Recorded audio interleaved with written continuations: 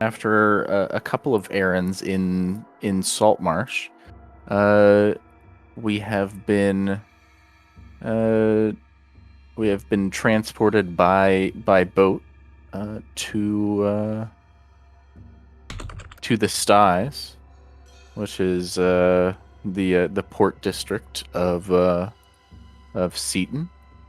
Along the way, there was shenanigans, as there always are. This time, it could have been very bad, but um, it was definitely stopped by some quick action by the captain, as an entire part of the rigging went away into the astral plane, held by Gunther. Prove it. This was first, last in a long line of of various things that Gunther did the last session. That you know, I have a feeling he may regret them, in his heart of hearts. um, Upon arrival into the Styes, we saw uh, the red and black tower, that matched L's outfit. We met Master Rephram, which y'all still have the handout for, I believe. Yes. Master Rephram, and maybe a little bit of a conspiracy theorist, but he may have some good points. He has asked you to uh, visit two locations, um, at your earliest convenience. Things do seem a little less time constrained now that the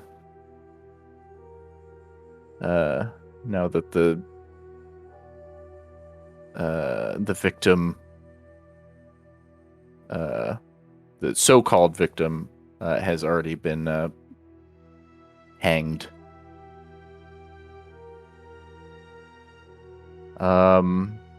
So the two locations that he recommended to go to was the Hopener Asylum, as well as the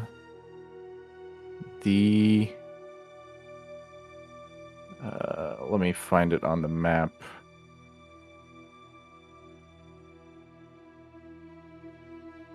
Yeah, Was it's the asylum in the the garrison? the garrison, which is this building right here, and the asylum, if you remember, is this building right here.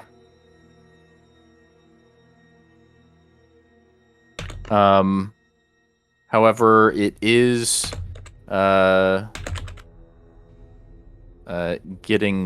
it was getting late as you exited Rephram's residence, his workshop. And I believe we were just talking about where to rest for the night.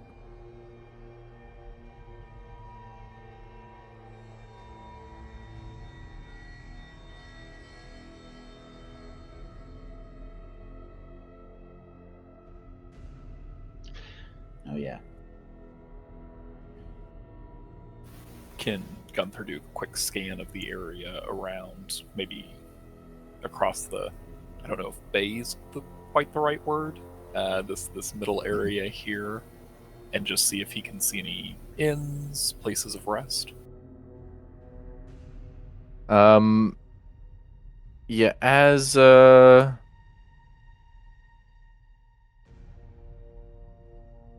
go ahead and make a perception check. Sure thing. I was wondering if maybe we should leave the styes entirely. I mean, this place stinks and is dangerous. There's gotta be a nicer place to stay elsewhere in Seaton. Oh, I absolutely agree. Um, with the 21, you can see some illuminated signs across the bay here in this this section here. But it is a little bit too far away to try and make out what's on those signs. It's about 400 feet or so. Yeah, I don't see anything too great around here. Maybe a backup option, if anything. Craftla, to your point, let's get out of here.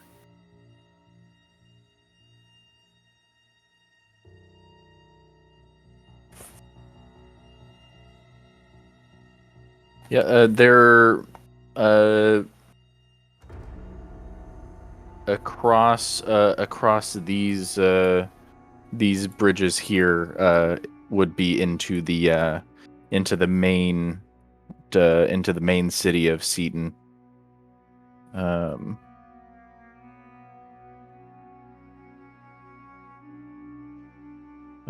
you're based on what you already know about the city. Your two best walkways or bridges would probably be these two, as they connect to the high quarter, where you've felt the safest. Yeah, in my opinion, we should start walking down east, unless there's like a cart or something for hire that we could use to take it, even quicker. But otherwise, just beating feet. Can't we just sleep on the ship tonight? We got all that ale in there.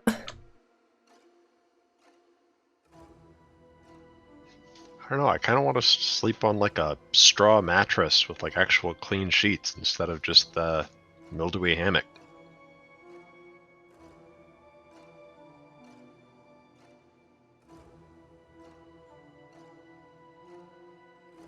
All right then, but wherever we go, we better have a drink, something we could drink.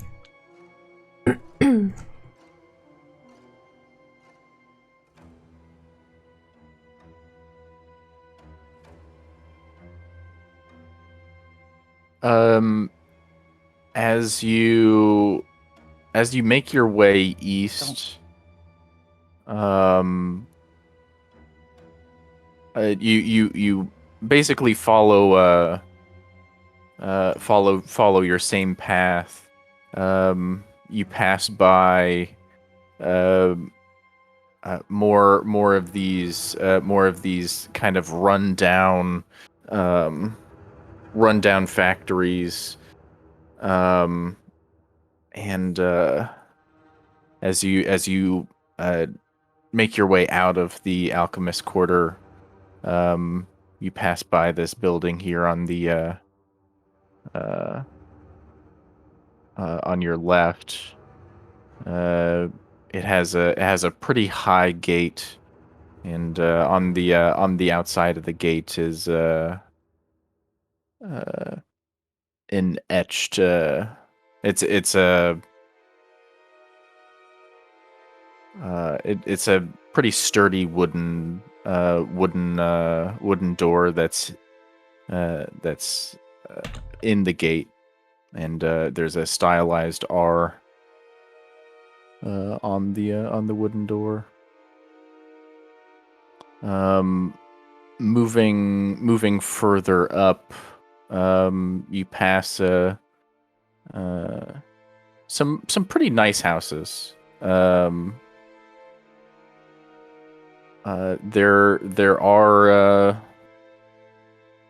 are some. There are two inns that you pass in the high quarter.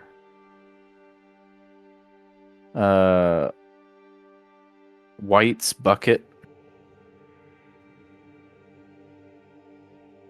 and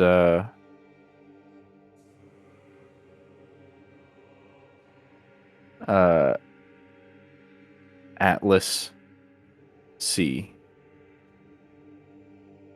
Atlas C as in SEA. Yes.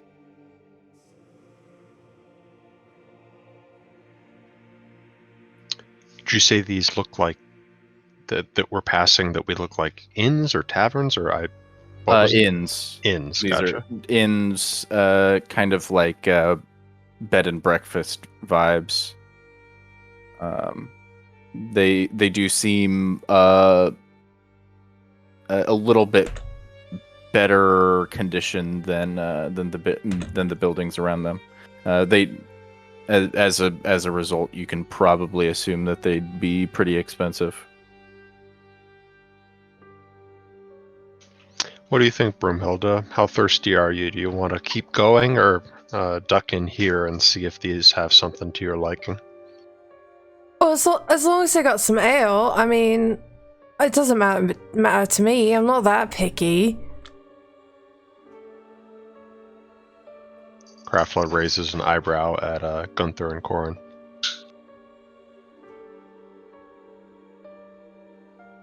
Yeah, I think this is good. Sounds good to me. I usually just sleep in an alley. Or, well, I guess that's the closest equivalent. Oh, which Makes one would you sense. like to go to?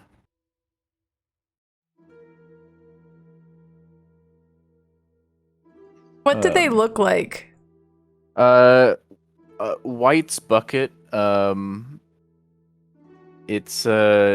It has like a comically large bucket hanging from the wall, and the building is pure white, and it seems like it's like I don't want to say like unnaturally white, but it looks like it just had a fresh coat of paint, I should say. Atlas C, they really went with a nautical theme. There's rope. It's like you have any of you been to like any middle-aged person's like house? It's like they have a nautical themed room. They almost always have one, and it's that just but for a whole inn.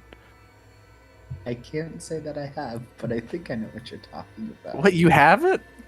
Am I alone? Am I alone in this? Oh my god. Am I middle-aged? Do you have a nautical themed room in your No. residence with shells? I've said too much. Do you have shells in your bathroom? Oh no. No, Oh, I think that's just you, Hobby. What? No, it's not. No. It. Thanks a lot, Iliad. You've left me out to dry. God damn it. All right. Trap closes. God damn it. Can I see any hint of possibly there being booze at either of these places. You actually can't see inside either one of them. Both of their shutters are tightly shut.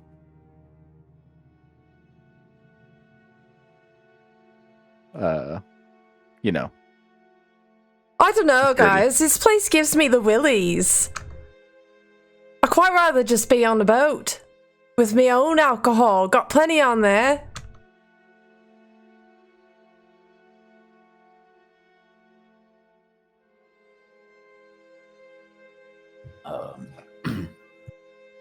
Well, we could get the alcohol from the boat, the ship, and bring it somewhere, I guess.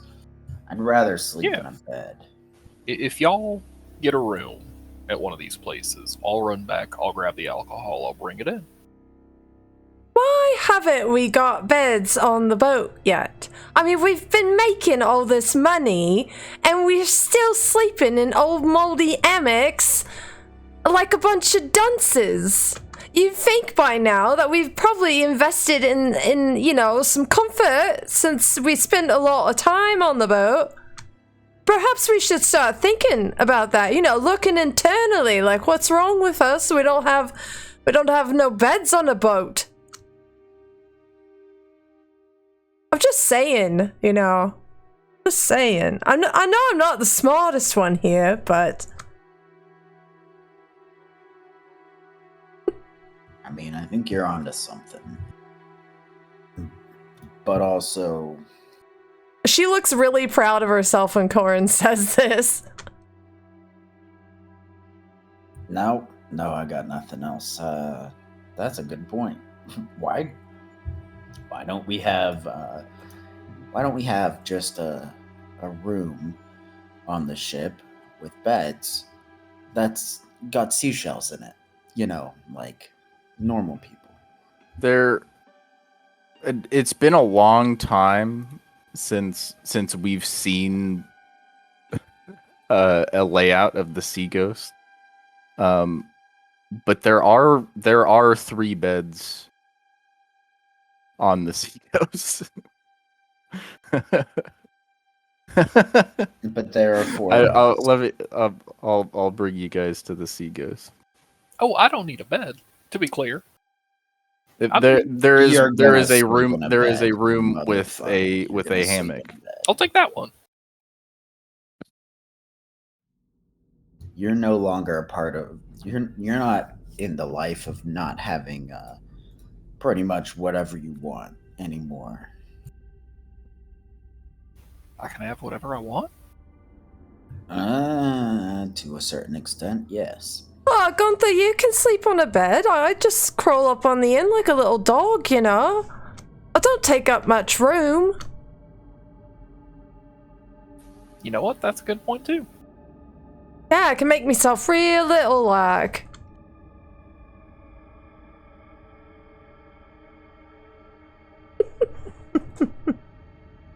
Yeah. I'd like to think that all of these are just alcohol.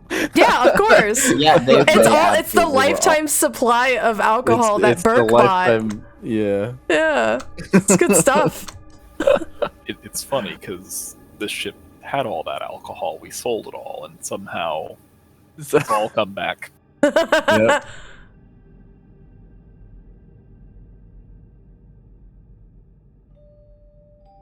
So if you are looking for beds, there apparently it had also been a long time since I've looked at that, but there are apparently beds on the Sea Ghost. Now you are vampire. My point still stands. If y'all want to grab a room, if we just want to have the Seaton experience, I'll go grab some alcohol. I'll bring it over. Krafla has lost interest in this conversation and starts walking towards the White's bucket. I'll meet you there. Gunther heads back to the Sea Ghost. I guess. I'll follow Broomhilda just Krafla. like instinctually follows Gunther. Gunther's in a dead sprint. Brumhilda waddles as fast as she can. He's gonna lose you. Gunther uses action dash, bonus action dash. Oh my god. Not to mention that I'm pretty sure you have a higher base move than Broomhilda and I do. 100%. Oh, that's true. Oh, isn't it? no. Yeah. How So far it's- is can Brumhilda see the ship? Am I about to get lost in this city? Okay, so Oh, no, please you're right. Let me get my freehand out for the whites. Is this building here?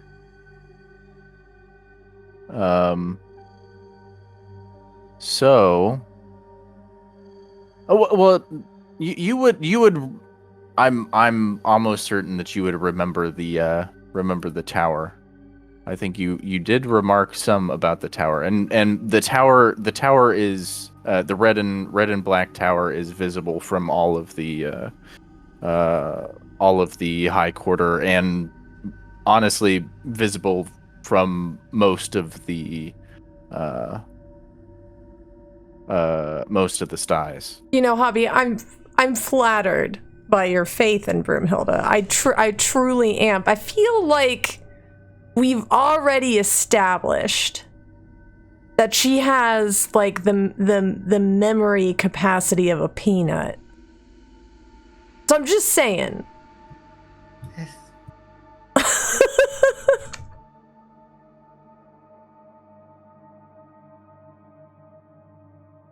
Well, would you like to roll a wisdom check? Or I guess with your insight uses wisdom, right? Your wisdom modifier. Yes. Yes. Okay. Yeah. Let's do insight to see whether Broomhilda remembers. My wisdom's or not. actually quite high. I am a cleric. Oh. You waddling after Gunther. You round a corner, and you don't see him anymore. You are lost. It's dark outside right now, right? It is getting dark. Oh. It's there's a nice sunset in front of you.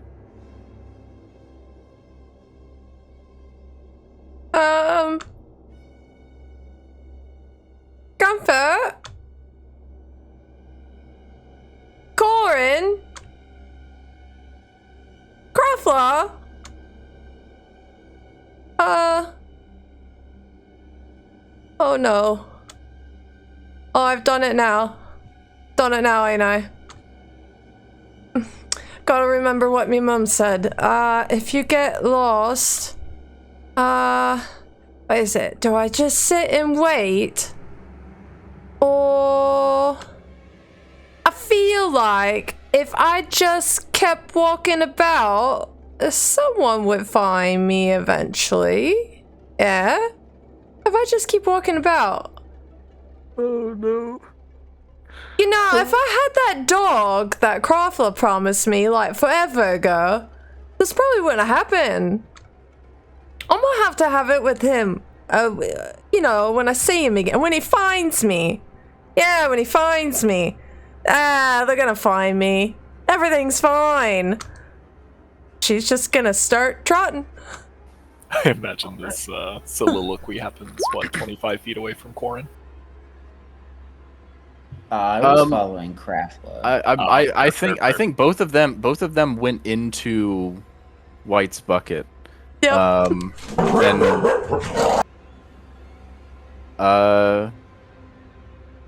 yeah. Okay. Well, we'll come back to Broomhilda. Oh no. Corin Craflow. As you walk in, the door, you're immediately. It is blindingly white in this room. The uh the countertops are all like white marble. There's a desk on your left as you come in. Um, a man with you guessed it, white hair says, "Hello, may I help you?" Good evening. We were looking for room for the night, and come to think of it, maybe dinner. Absolutely, absolutely. Your names for the reservation? I'm afraid we don't have a reservation. We are newly arrived in town. Ah, I see, I see. How many rooms will you be using? Corin, you're here with me, right? Yeah. I would say 3. The other one. They could sleep in the same room. I'm sure that would make Brumhilda happy at least. Grafla nods. 3 rooms should do us well. Incredible. And we have the roast pheasant for our fare this evening. Will that suit you? I'm looking forward to trying it. Excellent. Uh, he he has a large white feather, uh, and he's writing in a ledger with. Um, and he says, "All right, here are your keys." And then he kind of like scoots back his stool and stands up and presents 3 keys to you. Your rooms will be up the stairs to the left. Rooms 8, 10, and 12. And when our colleagues arrive, would you be so kind as to direct them to us? There's a dwarven lass, Brumhilda Thunderkeg. You'll identify her by the rather large hammer, as well as my companion Gunther, very clever half-orc fellow. Oh, I can keep the key with me, if that suits you better. Krafla nods. All right. And Yeah. he just takes the key back and puts it back on something underneath his desk. Uh, feel free to uh, unpack your bags into your rooms and come back down. Uh, Service will begin in, let's say, half an hour's time. For food, that is. Thank you. With that, Krafla will take the key for room 8 and head upstairs. And as you head up the stairs, you hear him stand up and shuffle around, maybe letting somebody know you're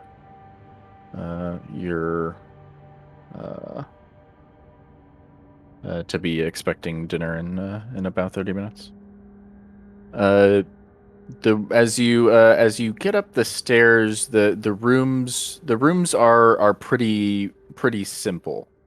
Um, uh, I would say pretty large bed, but the bed does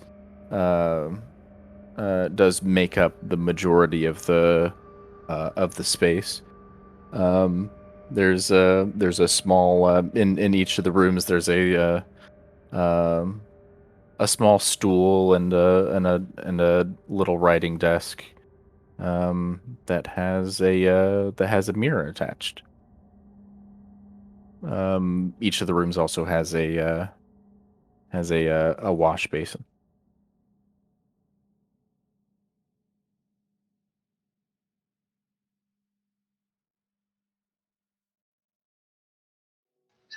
I think probably Krafla's first move would be to probably just get out of his hide armor, wash up a little bit, and then just like lay back onto the bed and just like kind of stretch and squirm and just try to get all the little creaks and cracks out of his muscles. Sure. I am going to take the key for room 12. Mhm.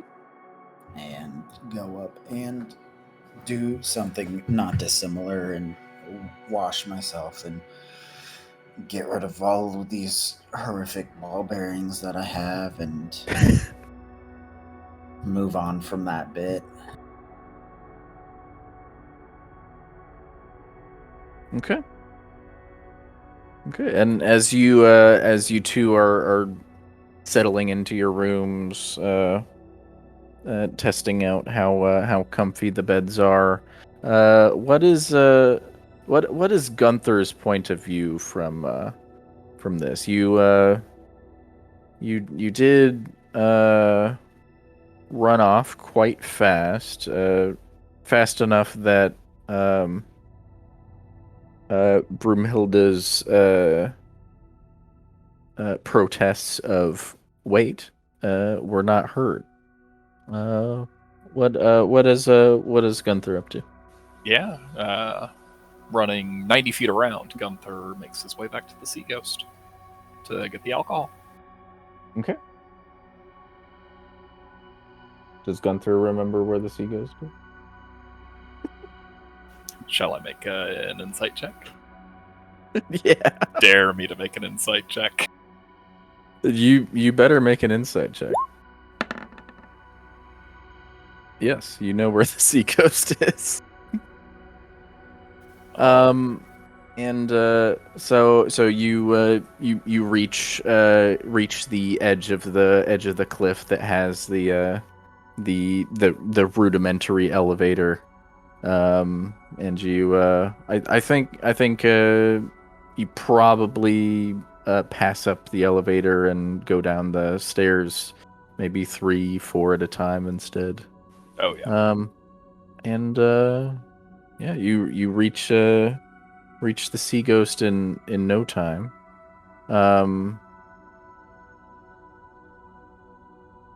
I think as you enter, some of the crew is playing a card game on deck. Or just a couple copper. One of them is seems to be telling a story and stops as you come on board and waves at you. Howdy. Hey, the captain requires 2 kegs of ale to White's bucket. Can y'all handle that? They kind of look at each other. It's are we supposed to just leave the ship here? Oh yeah. Yeah, I'll stay near. You well, this is an unfamiliar port. How are we supposed to know where White's bucket is? Suppose you could ask for directions? You're pretty enterprising, I'd bet.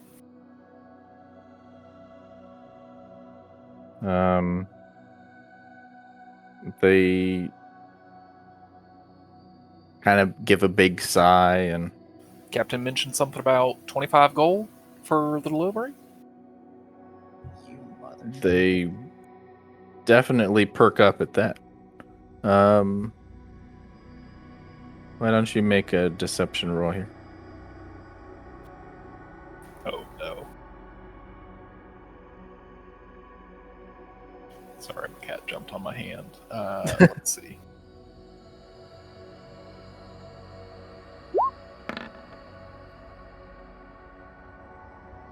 It's only How 10 are for you me so tonight. bad at deception? Because he's a rogue, he swears. I'm a rogue. Definitely a rogue. They perk up, but their eyes definitely narrow. They say, "Well, You're right. You're the right. captain doesn't usually pay us in addition to our wage. This is kind of strange." You're right. You're right. Did I say the captain? I meant Broomhilda. Sorry, I'm new around here still, so still learning the ranks. I don't think Broomhilda said one word to me. Of course not. That's why she sent me. Tell me, is it out of character for Broomhilda to need ale? Level with me. Good point. Good point, but I'm I think we're only going to take orders from the captain, all right? All right. When the captain gets back on here, it's your hide. And I mean, God, if Broomhilda makes it down here. Ooh. All right. All right. They kind of like you can tell the gears are really turning in their heads, but yeah, something just doesn't add up for them, and yeah, I don't think they're gonna do it. Hey, totally fair. Uh,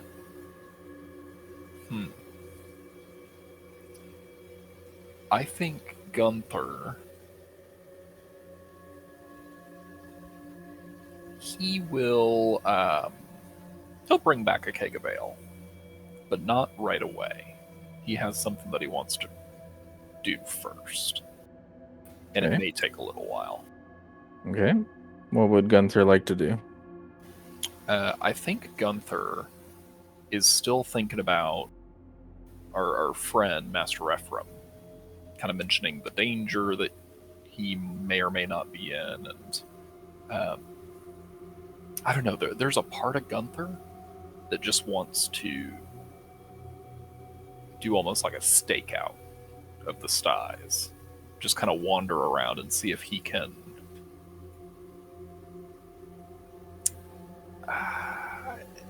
long shot,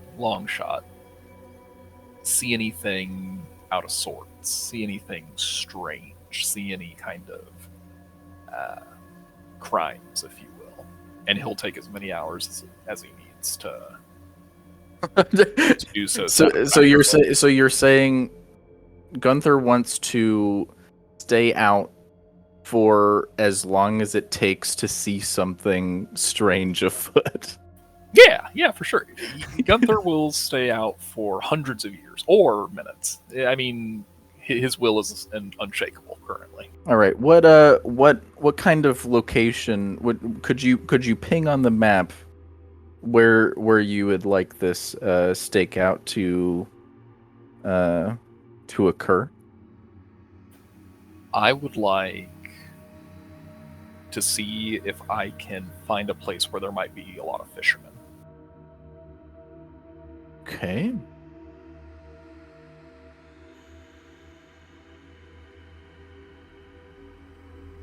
So the fishermen would probably be in this kind of section. Sailors would be over here.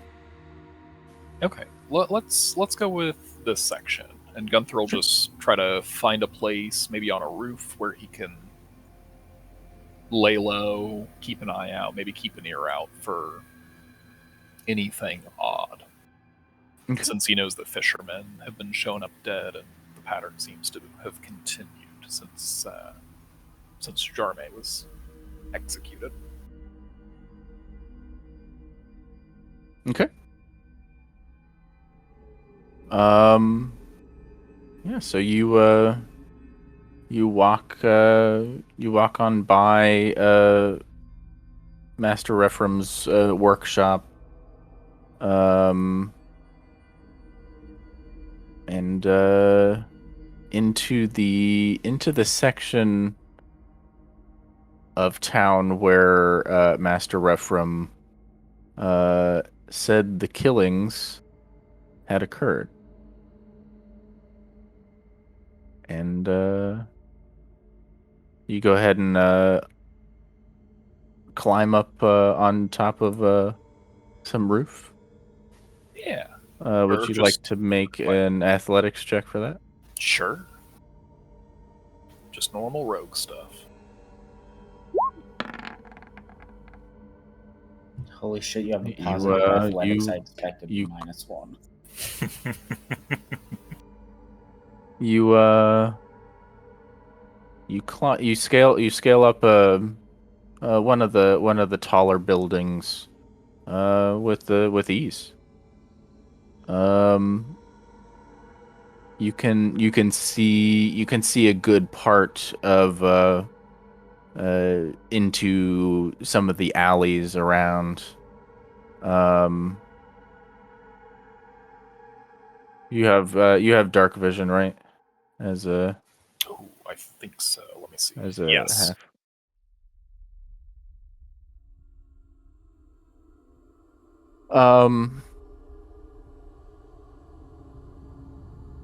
So, and you definitely can't see perfectly, but you can see shapes far out pretty well. Perfect. And yeah, Gunther may even focus on just trying to hear. okay, sure. If his eyes are failing him. All right, all right.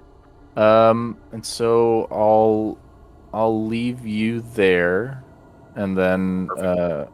we'll come back and have you do a perception check. After we figure out what Broomhilda is doing. Uh, Broomhilda, you have been wandering the streets of the styes. Do you think you would have stayed in the High Quarter, or do you think Broomhilda would have strayed into some of the other quarters as well? I feel like she definitely would stray. Even more so if like maybe something caught her eye or she saw something like, yeah, I definitely think she would stray. She's not smart. Okay. So could you please roll a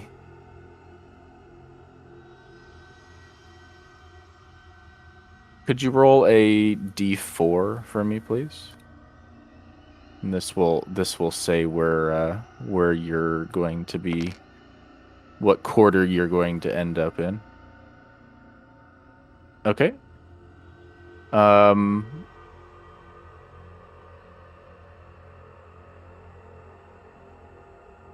As you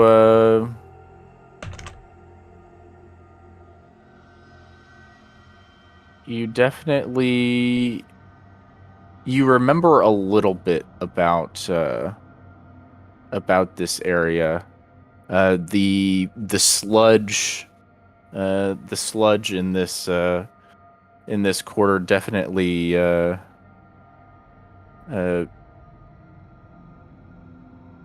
piques something in your memory, and as you uh, go maybe around a corner, maybe you squeeze through uh,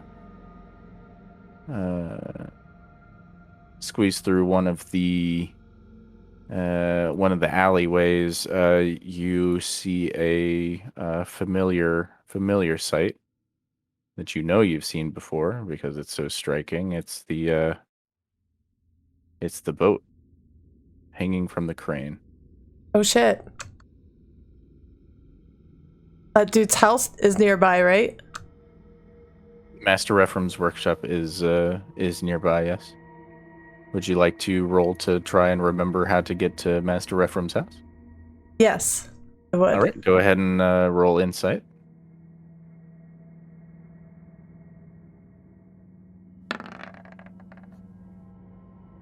All right, you do remember. Um, I'd say you walk a very similar path than that you did previously. And you come upon his workshop again. I begin to bang on his door. Okay. Gunther, you hear this. This is about 300 feet away. I would say, yeah, I would say you can probably hear this. Okay. Gunther will keep an ear out. Sure.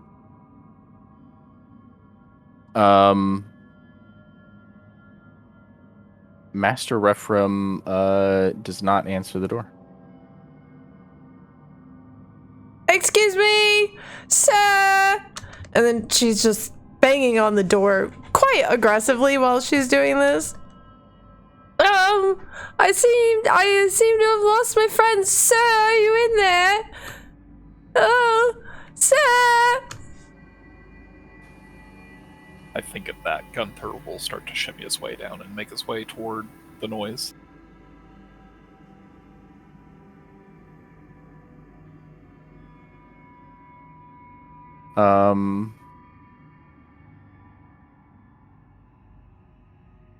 You definitely you hear some movement inside the workshop, like a few things like falling over inside.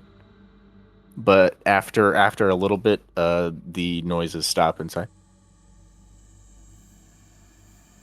Could I press my ear against the door to try and discern anything that's going on in there? Sure. Go ahead and roll perception.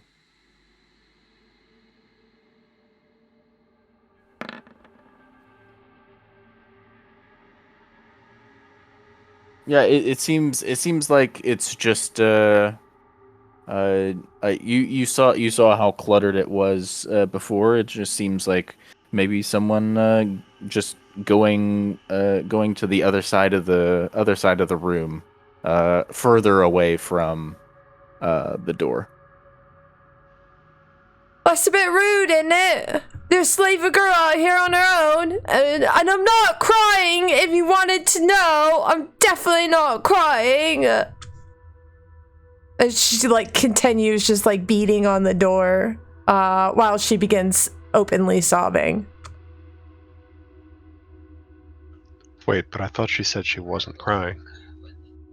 Yeah, she's not. Don't ask questions, Crawfla. I think this is probably about the time where Gunther you round the corner. Broomhilda? Hey, what? What are you doing here? Gunther! Oh my god! And she like wipes her eyes really fast. I wasn't crying. If that's what you think, I wasn't. Nope, I wouldn't even presume. Well, you see, I was following you because I was going to help you bring the cakes back, and then you was going really fast. I don't know if you know that. I don't know if you saw that I was following, and then you went really fast, and I couldn't quite catch up to you, and then I got lost, and then I somehow made it. I don't know how I made it here, to be honest. I just started walking because, you know, as my mom always said, if you get lost, just start walking. I think she said that at least. I don't quite remember. Maybe I made that up. It doesn't matter now because you found me. I thought I'd never see anyone again, to be honest. And then this bloke in here, he can't even open up a door. I feel like there's some funny business happening in there, Gunther. Well, I'm sure, you know, Master Ruffin's probably sleeping. No, I heard people walking around in there. I think there's something funny going on. I think we should go inside. Gunther will try the door. She's like watching him. Did you manage to get any ale? Do you have any ale with you? You know, I don't have any with me, but I did stop by the ship. The crew is a bunch of lazy sons of guns. Oh? Gunther's saying as he has one hand on the doorknob, like trying to see if it opens. Speaking of, why are you here? Shouldn't you be with the ale? You could see, like, her eyes are kind of like squinting, like she's very slowly putting like some pieces together in her head. Like, wait a minute. Any luck with that door? What? Say again? As they were talking, Gunther was just trying the door to see if it was unlocked. Oh, the door is not unlocked. Okay. I think upon that pressure from Brumhilda, Gunther says, "Stay here now. Don't go anywhere. I'm gonna go check for another door." And he's gonna do a scan around the house. Oh, no, you don't. You're not leaving me again. If you want in, I'll just break the damn door down. She gone. God damn it. She pulls out her hammer and yells, "Ready or not, I'm coming in there," and just wallops the door with her hammer. All right, make an attack roll, please. Just damage. You will hit it.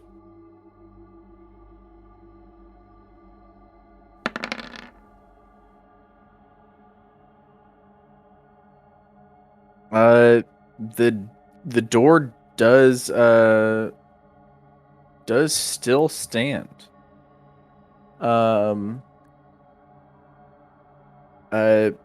You after this assault, you hear a very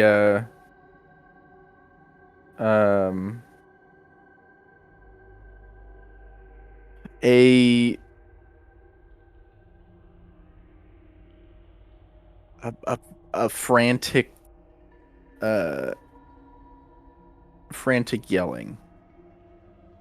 Oh, stop! Coming from inside the house. Oh, you want to answer me now, do ya? You know, I was crying. I wasn't crying out here, but I was out here asking you questions, and you wanted to ignore me. He just doesn't want to have to go through all the trouble of resetting the defenses after they turn you into dwarf paste. Oh no.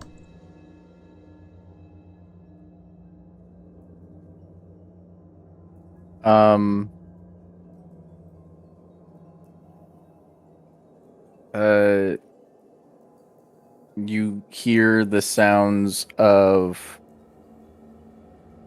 several locks being undone. She still clenches her warhammer. And kind of waits like expectantly for the worst.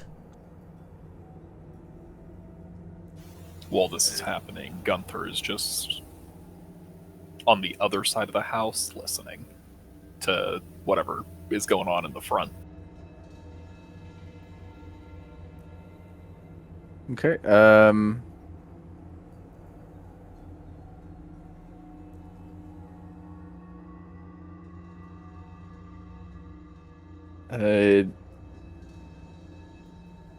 Master Ephraim opens the door.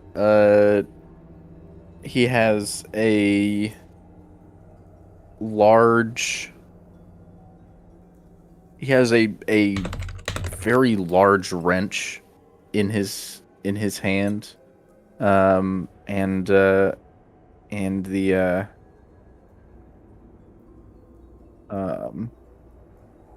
and also behind him is a second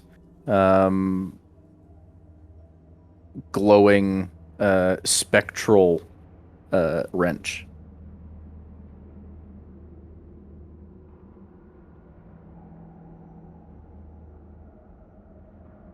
He opens the door and just stares at you. Oh, what are you gonna do with that? You think I've come here to hurt you?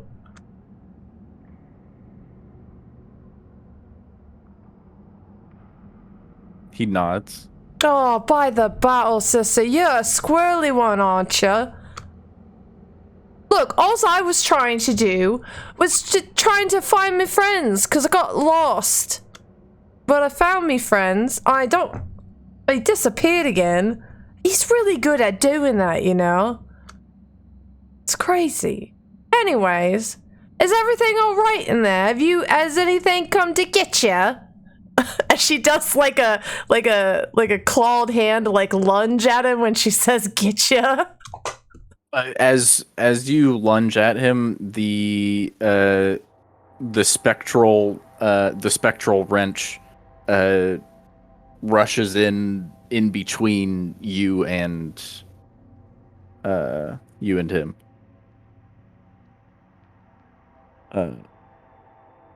He says, just you. Just me. Yeah. Well, I'm not here to get you. You can call off your freak wrench. I'll be on my way. But you know, next time don't ignore me. It's quite rude, you know. If you would have come through this door, well,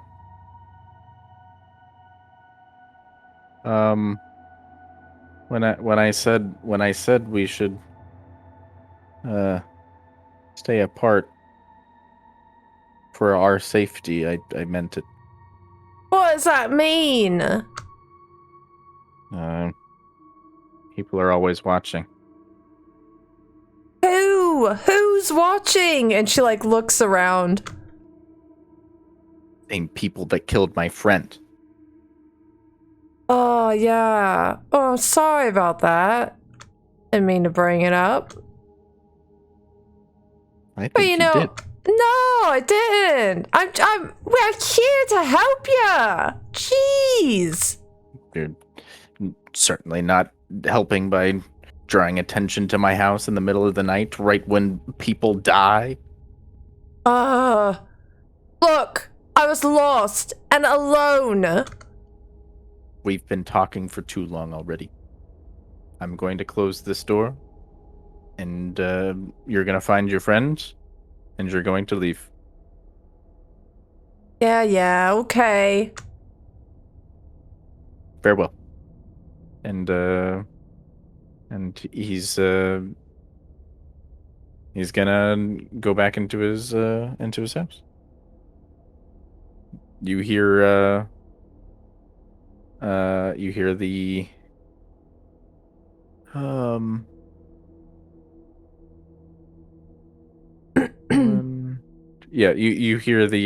the locks coming back into place.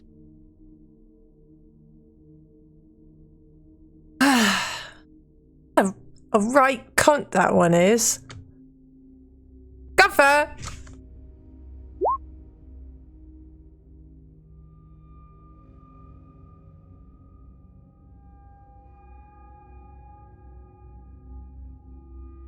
Does Gunther respond? No, Gunther is heading back toward his rooftop. Oh god. I'm lost again. Well, maybe I think everyone's supposed to come back here. Maybe I could just sit here. Yeah. What's the worst that could happen? I mean, I got a little ale in my flask. And if there's really something coming to get this guy, then I'll be here to protect him. I'm quite good at that. Then he'll owe me something. Oh, this is brilliant, Broomy. Yeah. He just sits down on the stoop.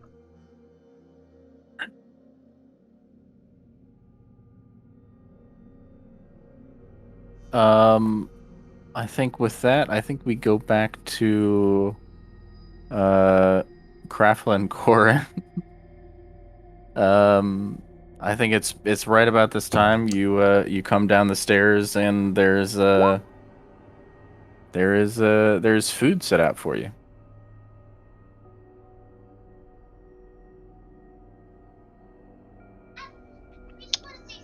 Remind me, this is it just was it a small bird, right? It was a quail? Pheasant. Pheasant. Honestly, not sure what the difference between a quail and a pheasant is, but I imagine that they taste good, and I think Krafla would like to find out. Yeah, you taste it and it is absolutely incredible. You do notice that there are no other patrons. Are there other sort of empty tables, or are we in like a private area? No, there are a few other empty tables, but maybe like 3 or 4 other empty tables. Excuse me. It seems like it's pretty empty here. Do you not get travelers? Or anyone? He looks up from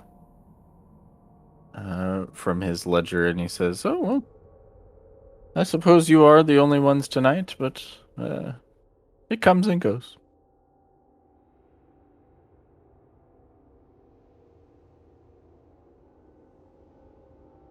So it's not common for us to be the only people, for there to only be one party of people Oh, staying here at I a time.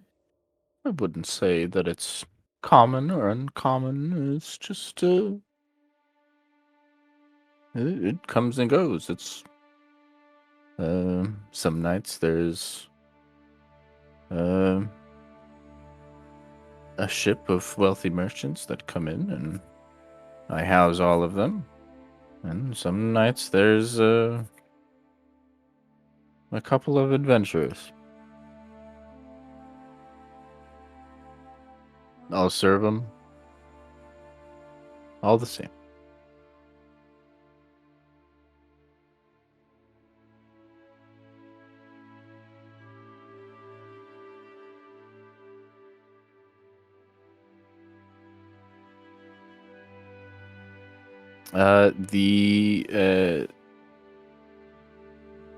The food is quite good. There were 4 servings set out.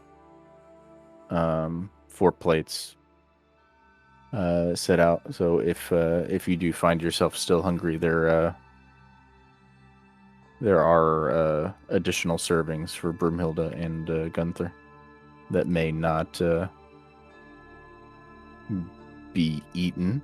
You don't feel you don't see or hear anything about Broomhilda or Gunther. Gravla, do you remember where Gunther and Brimhild? Gunther was just going to the ship and coming back, right? That's what I thought. Are Seems you like they've been worried about them? canceling. Yeah. Well, given how Gunther kind of just disappeared after the whole bar fiasco in Saltmarsh, I suspect that Broomhilda doesn't know where we are.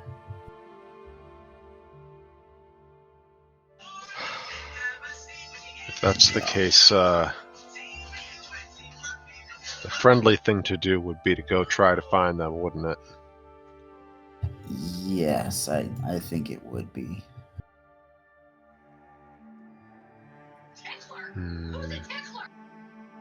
Though I am enjoying this pheasant quite a lot.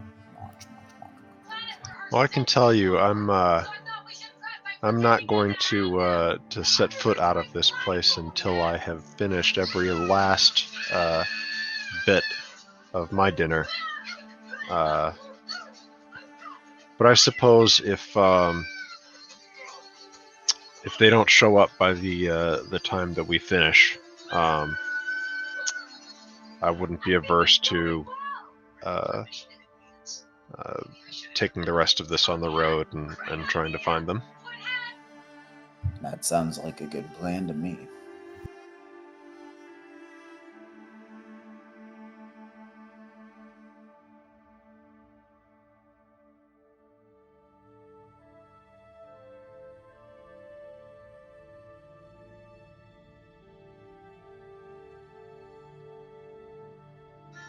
I think while we're eating, Kroflo would probably just engage Corin in a little bit of conversation about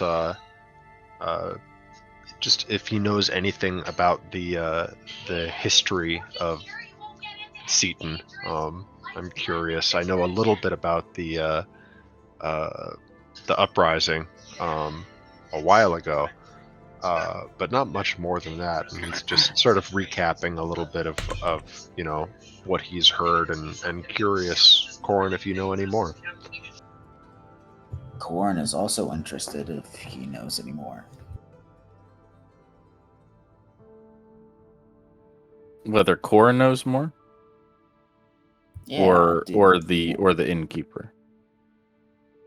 Okay. I guess okay. No. Corin, other than the broad strokes that we yeah, just the stuff we already talked about. Yeah. Damn. No, you don't know.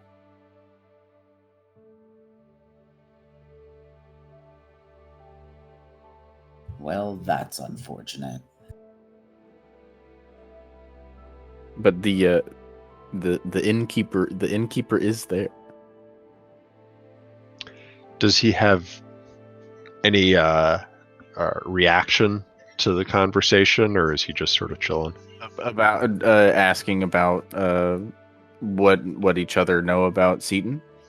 Right, but I haven't directly addressed him yet. I'm just curious if he has a reaction as I'm speaking to Corin.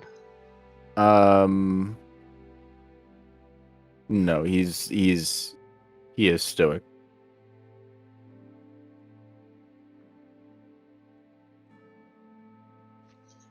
I don't think I would ask him directly unless he said something or showed some kind of interest. So, if I think, yeah, he's used to people not really interacting with him. But he wouldn't interact. He wouldn't initiate.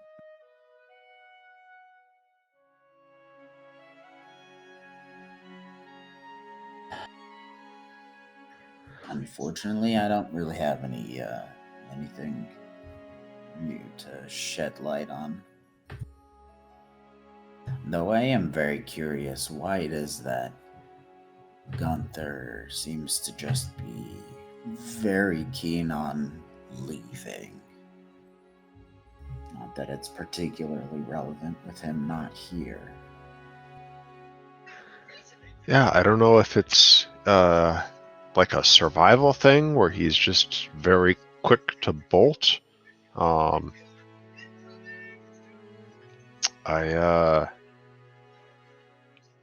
It's honestly hard for me to imagine what it must have been like for him being a prisoner of the Doom Vault for as long as he was. Yeah, But I that's a good just, point. hell, for all I know, that could have just been his, what he was like even before that. Maybe it's just him. I really couldn't say. But I think you made the point earlier that if anyone, it's probably Broomhilda who needs the most help finding her way back here. So Most certainly. I suppose. Actually, Krafla glances at the maitre d' or the attendant or however you want to refer to him. Would you ask that we settle up now or put this on our tab for later? Or the room, as it were. I've seen your type. I know you're good for it. We can settle it up at the end when you leave. Krafla nods and asks, is there a sheet of paper or something that we could, a parchment that we could wrap this up in to take to our friends? I think we probably need to retrieve them before we retire for the night.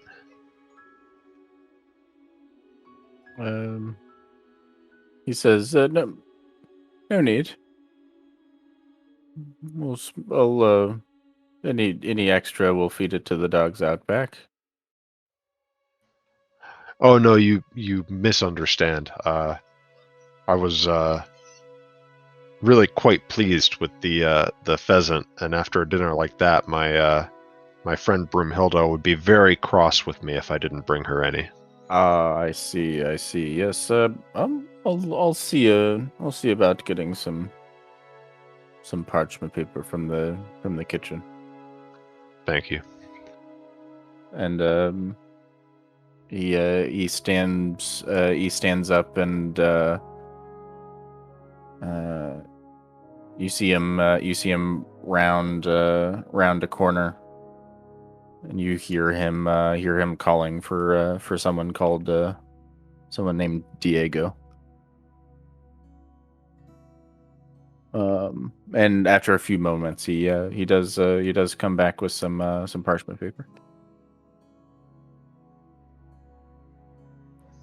All right. I think I'll wrap up as much of one of the pheasants as I can and signal to Corin that I'm ready to head out. And then I guess we just head out in the hopes of finding Broomhilda.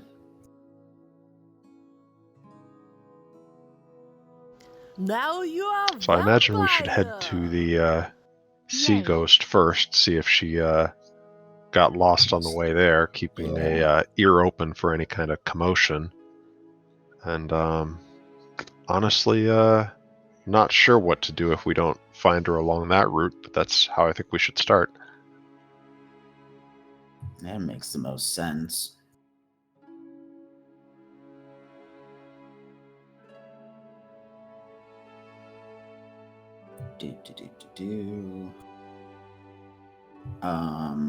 When we get to the Sea Ghost, is the crew still on the deck playing cards? I think they would be, yeah.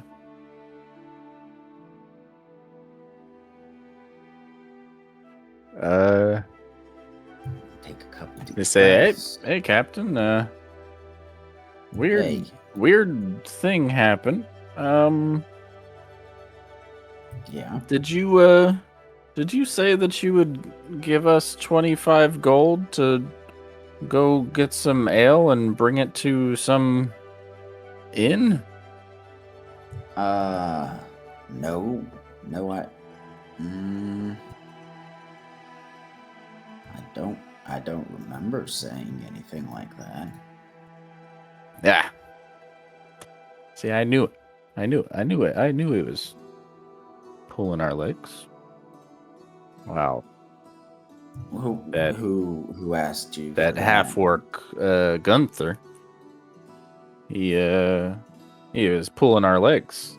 He was saying I think he was trying to get us to do something.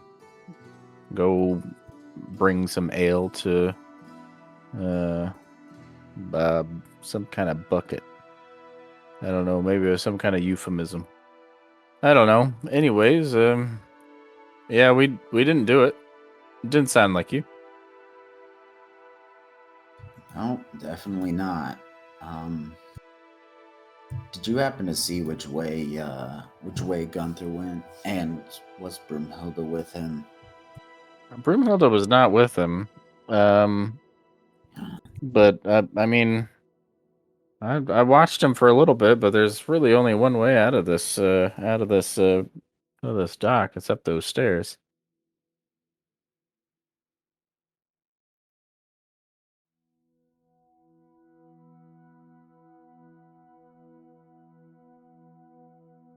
All right. Well, if you do happen to see him again,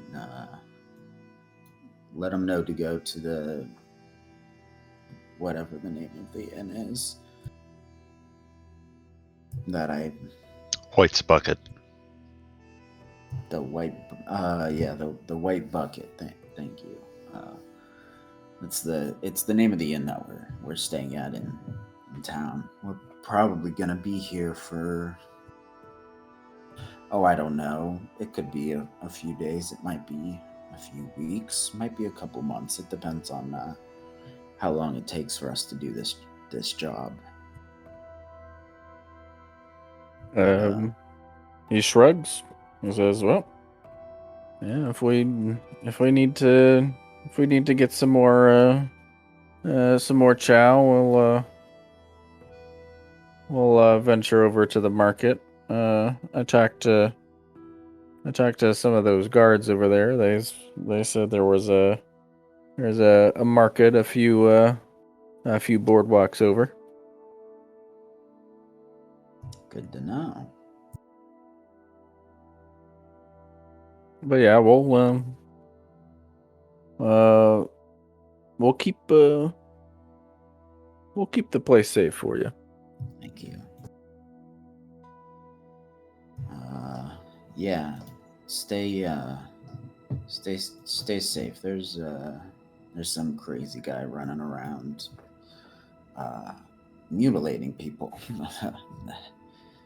I would stay on the ship. Probably gonna be the safest there. Yeah, you see me.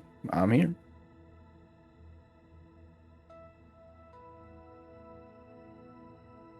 All right. Yeah. Gunther is not here. Neither is Brumilda. Fuck. Where else do they know in town? I mean, they might have wandered randomly, but what if they went to a different place that we were familiar with? Where would you go? I mean, maybe back to the engineer, the alchemist shop, workhouse, whatever he was calling it. Master Rephram? Didn't he tell us not to hang around him? Well, you know how Broomhilda is about listening. You make a good point, and I don't have a better idea, so I suppose it'll be all right so long as we don't, do something idiotic, like just sitting on the front door of his, building for hours and hours. Yeah. Well, we should check there, just in case. All right, let's head in that direction. I am curious, what kind of others are out on the streets? Are there, any vagrants sleeping? Are there any vermin, termites or rats or mice? Are there any signs of guard patrol, or what does the styes look like at night as we're walking around? Yeah, as it heads to night, earlier on in the day, you did see a few patrols of militia, with the star emblem. But as it gets later and later, you can't remember the last time you saw a group, a group of militia members, and if you do see someone out on the street, they are almost certainly in a dead sprint, trying to get off the street and to wherever they need to go as fast as possible. Even though it seems like even though the lantern ghost has been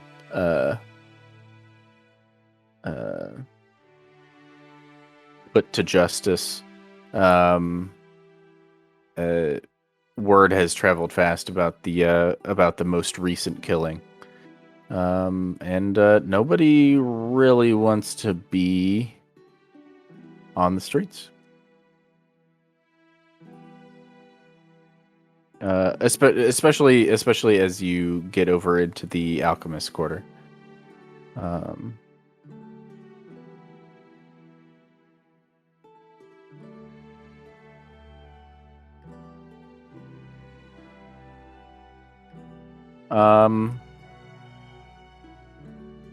All right, Brimhilda, what are you doing? Brimhilda is sitting on the stoop of Ephraim's place. And she's kind of just like occasionally taking swigs of her water skin that's filled with ale. And her belly's rumbling. And she's very unhappy, but she doesn't really know what else to do with herself.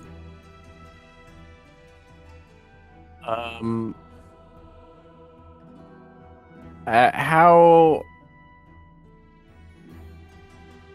aware do you think Broomhilda is trying to be?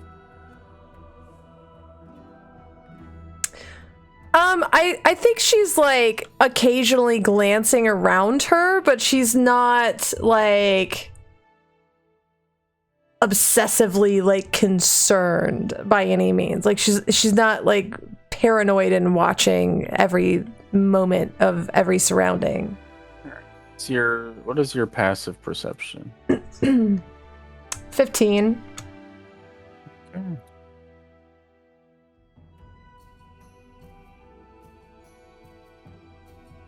I have to make sure my rolls are not going out to everyone. But you could also just show us your rolls. I could. I don't.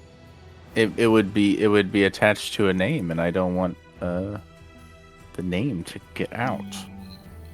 But that's not. So there is fun. someone out there. There is. It's my name. Oh my God, Hobby is the lantern killer. I mean, I guess I am. it is definitely a non-player character that, unless it is one of you. Oh shit! Have you Oh, ever thought of shit. that? Maybe it's one of you. It's been Broomhilda the whole time. I don't think I'm that coordinated. A secretly assassin.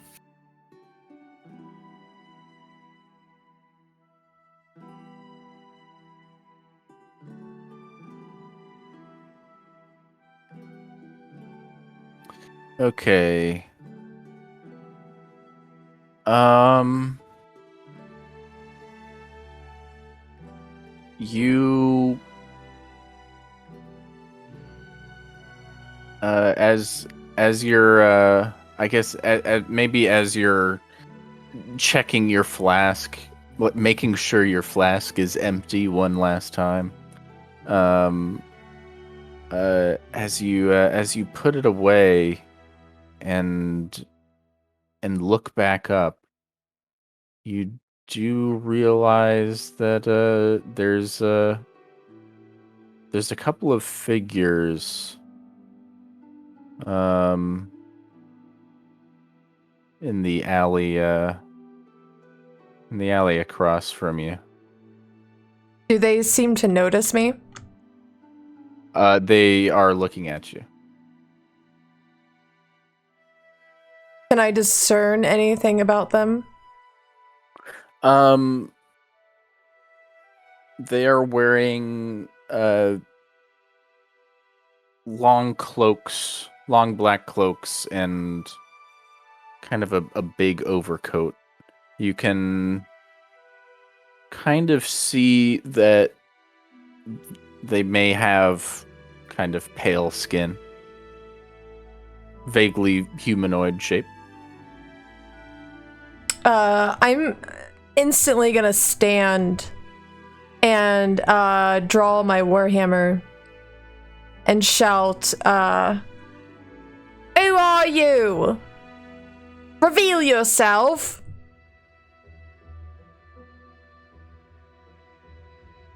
Um, How far from me are they? I would say there are probably about 40 feet or so. Okay. Um,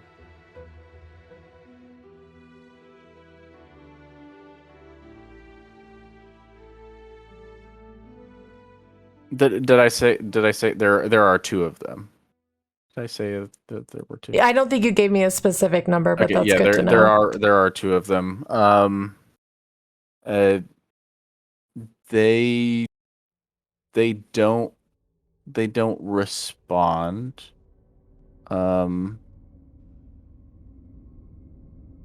But as soon as you stand up and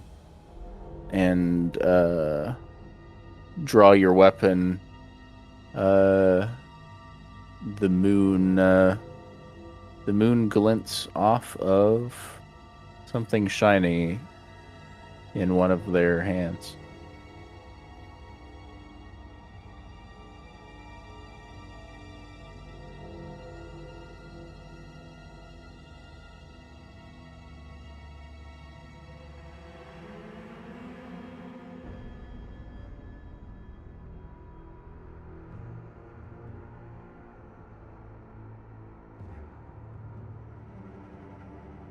Um,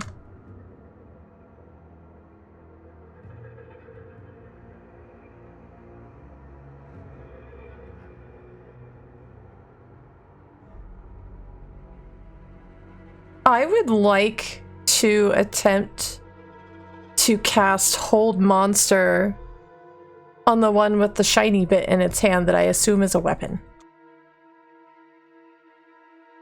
Okay.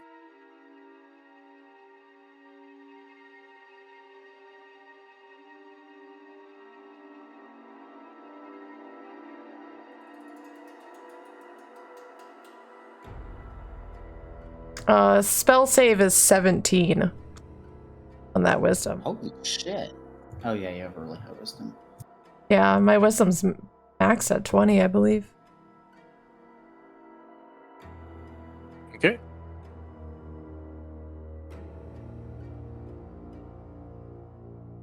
It fails.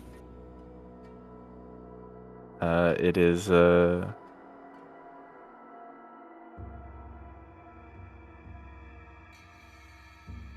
it is paralyzed. Woohoo! I'd like you to roll for initiative. Sounds great.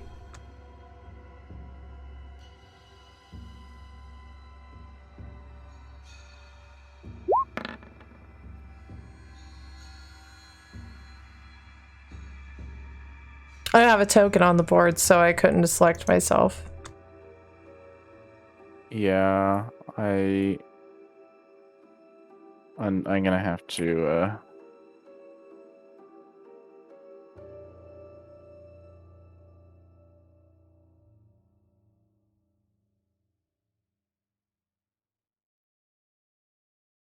do this.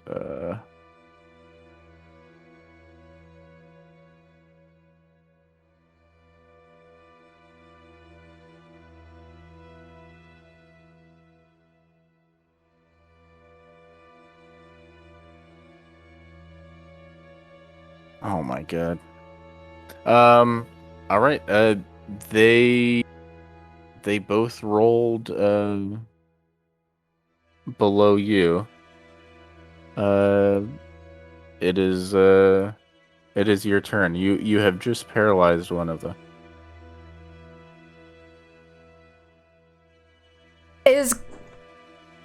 Does Gunther know what's going on? Because isn't he in the tower watching the house? I think it was, what, 300 feet away? Mm-hmm. And Gunther was just going to keep an ear out for you everything.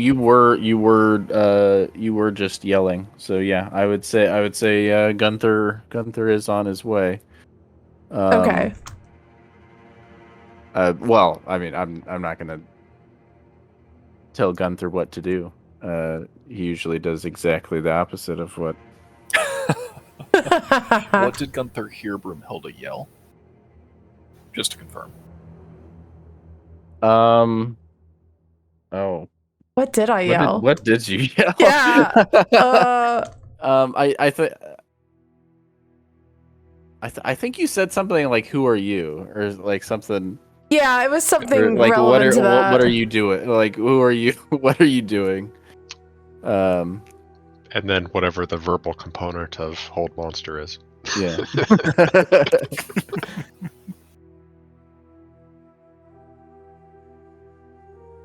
Holdimus monstrous. That genuinely sounds like on-brand Broomhilda. Like, who are you? Yeah. I don't know that Gunther would come running yet. Sure.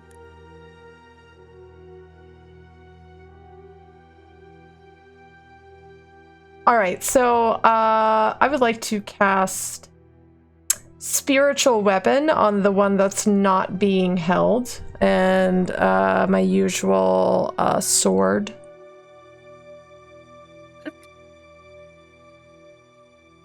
Let me make just a kind of placeholder. It's gonna be a blank.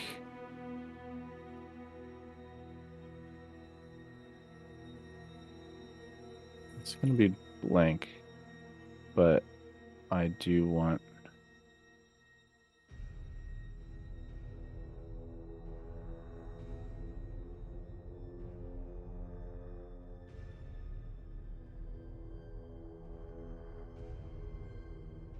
Sorry, give me 1 second.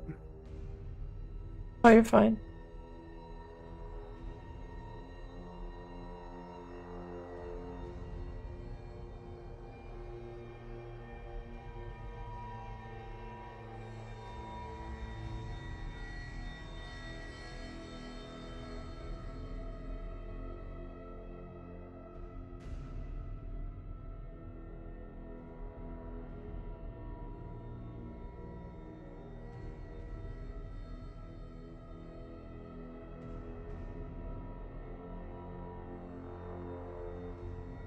Yeah, let's just this for distance, and let me draw some buildings in here.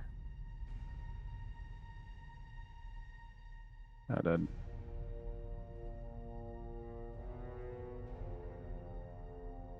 then Rephraim's workshop is gonna be here. You know, Let's say this is 65 feet is a bit different than 40 feet. Did I say 40? I thought I said 60. No, you said 40. Oh my god. Oh my god.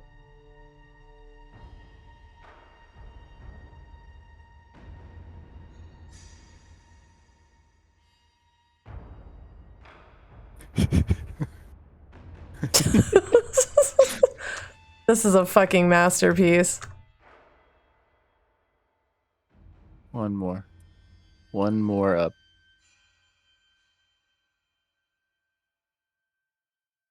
Beautiful. Lovely. Look at that artistry. Speaking of artistry, I'm a little concerned by the portraits of the Yeah. fellows that you're facing. Yeah, just a bit, yeah. You can only see their faces. Is that a face, though?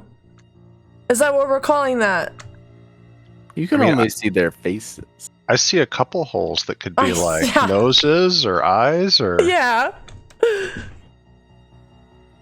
mean, who's to say that's not a face? Who's to say, really? Who's to even know? All right. Let me get your sword.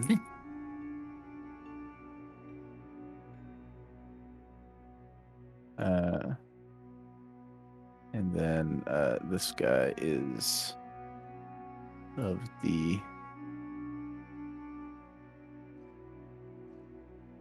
I'll have him be a lightning bolt, paralyzed. All right.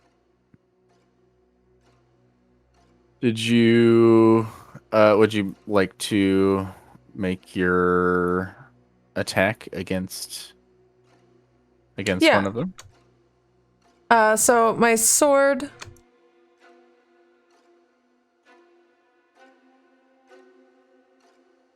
Yeah, why not?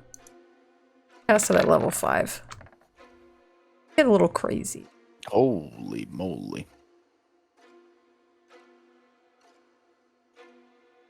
Okay. That is 12 force damage. All right. Plus 2, so 14. Oh yeah, plus only plus. Okay. The higher level cap. I see it.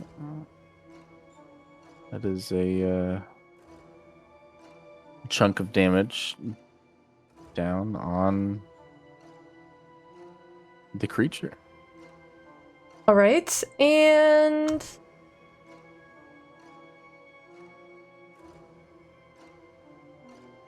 I'm gonna start like 5 move speed. So I'm gonna start moving towards him.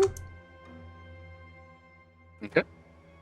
Looks like I can make it out there.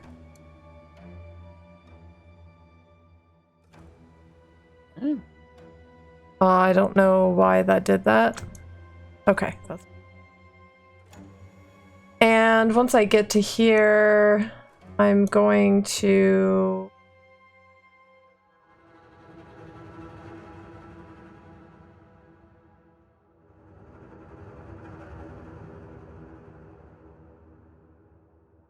you know what? Let's hit him with a guiding bolt. Yep.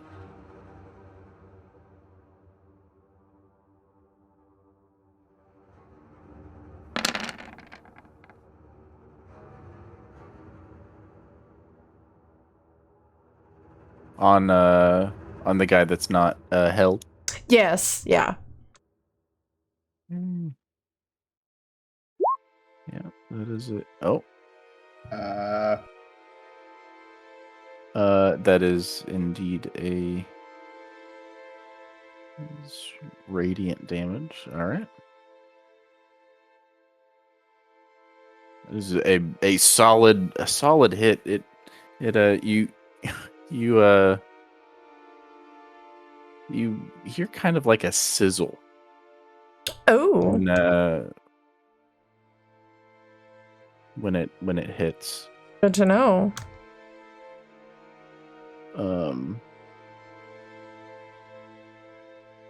Maybe And that one maybe was if- also a higher level cast as well. 18 damage. Cool. That's all I can do on this round. Okay.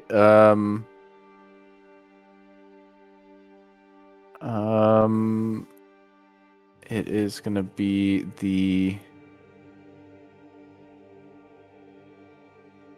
It was 17 was your Yeah. save. My God. I take it Okay, these guys so aren't so at wise. the end of this guy's turn, he's gonna try and make another save. Oh no, none for him. Oh, It is going to be his turn.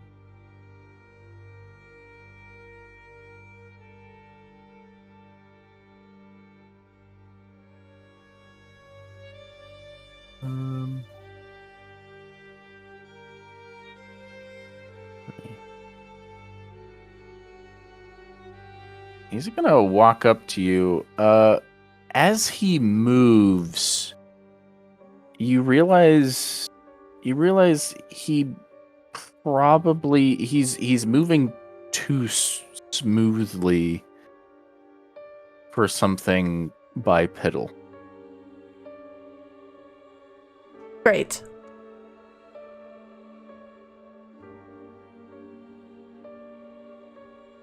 And under his robe, as you get closer, you see some smooth, pale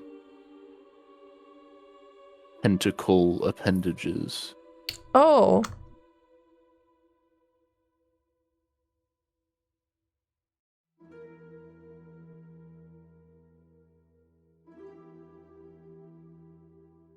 Feel like maybe appropriately named. What a guy. What a guy. He does still have a big he does still have a big coat on. He's not as naked as this is. I hereby dub him 4 leeches in a trench coat. Yes. And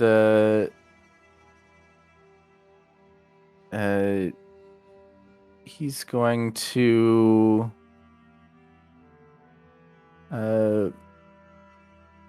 reach into his coat and pull out a very wicked-looking dagger, and then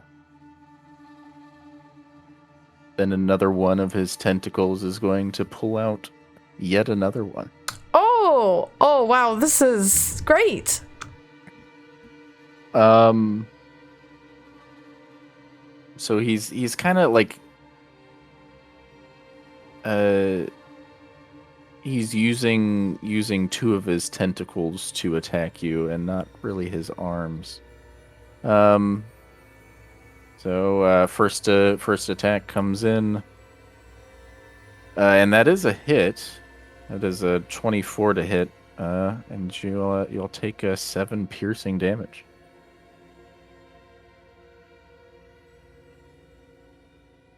Second one comes in. Oh, not that. Second one comes in and is a miss. Then he leans in, and his arms are too thin. They seem to have bones in them, but it's too bendy to be a bone. And he he reaches out towards your skull, and you feel something as he reaches out through his arms and tries to touch your mind. You do before you can make contact. You manage to dodge out of his grasp. Oh. It is you again. Well. Okay. You move my sword up to him. Gonna hit him again with the sword. Okay.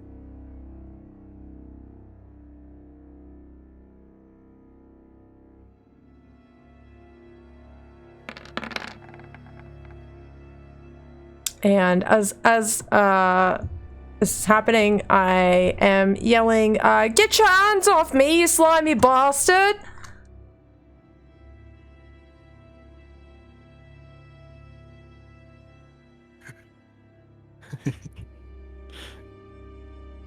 He gurgles.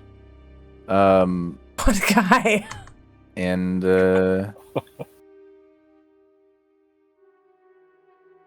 takes 15 damage from the sword. All right.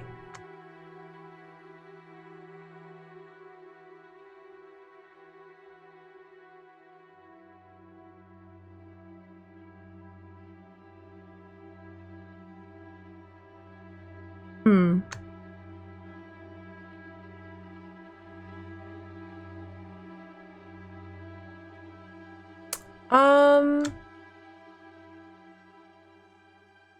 I am also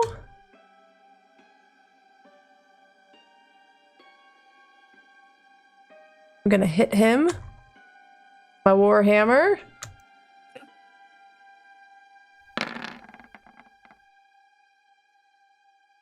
Ooh. I am going to infuse that with my divine strike. Which gives me an extra 1d8 damage once on each of my turns. And it's just whatever damage my weapon does.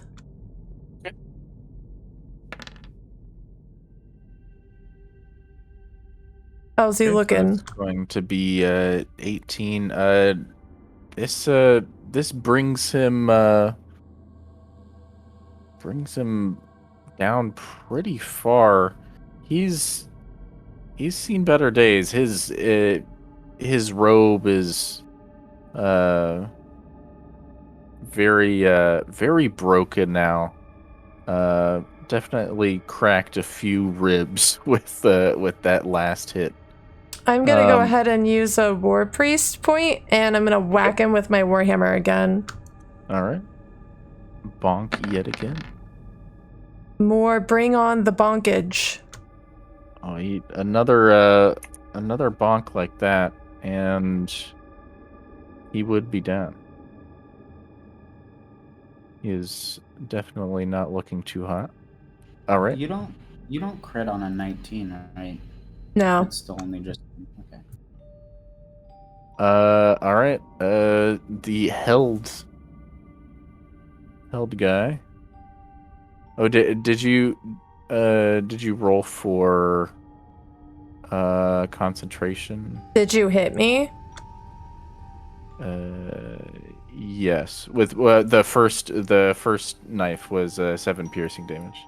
Oh, I didn't see that. It didn't come up. Sorry. No, I Oh, didn't. sorry. I roll Constitution save, right? Mm-hmm.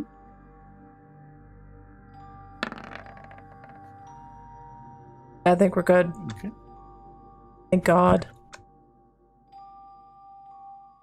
Yeah.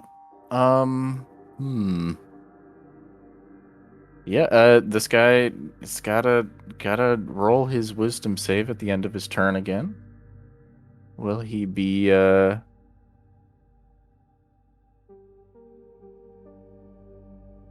Oh no. He's still just frozen in place. Good. Second guy, he's coming after you with his knives again.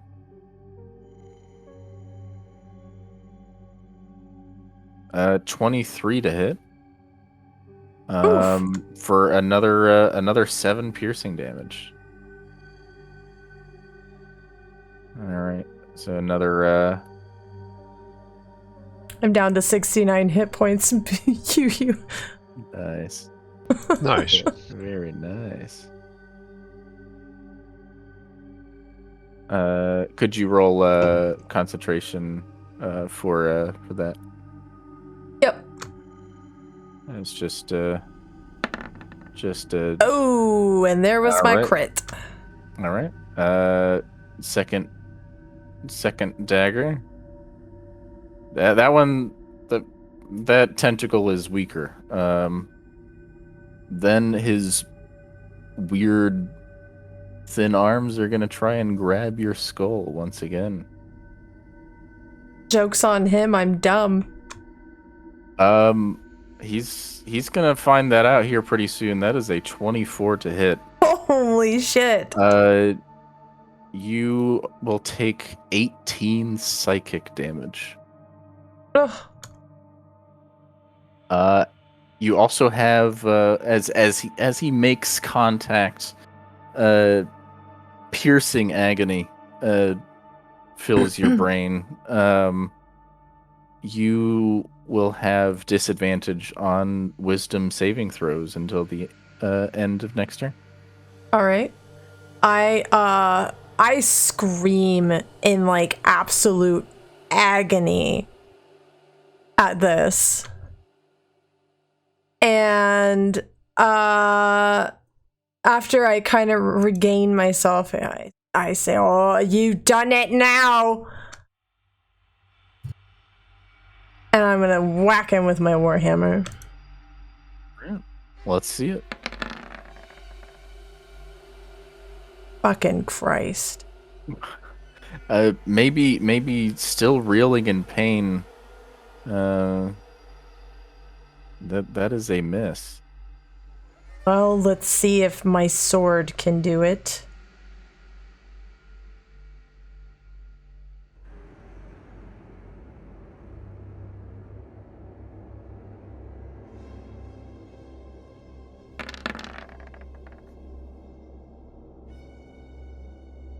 The sword connects. However, it's not quite enough to get him down. He's hanging on by a thread. I'm gonna use another war priest.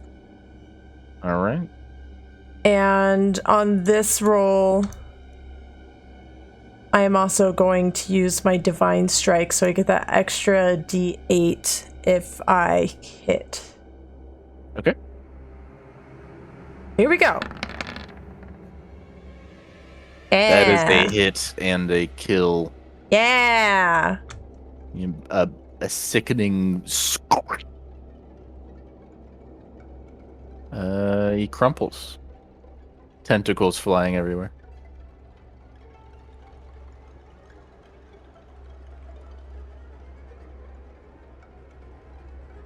All right. How much longer do I got for this ding dong in front of me that can't do anything? Isn't hold A minute. Yeah, this is only round 3, so you still have 7 more rounds. Oh no. But I mean he does have 7 more chances to try and. Right.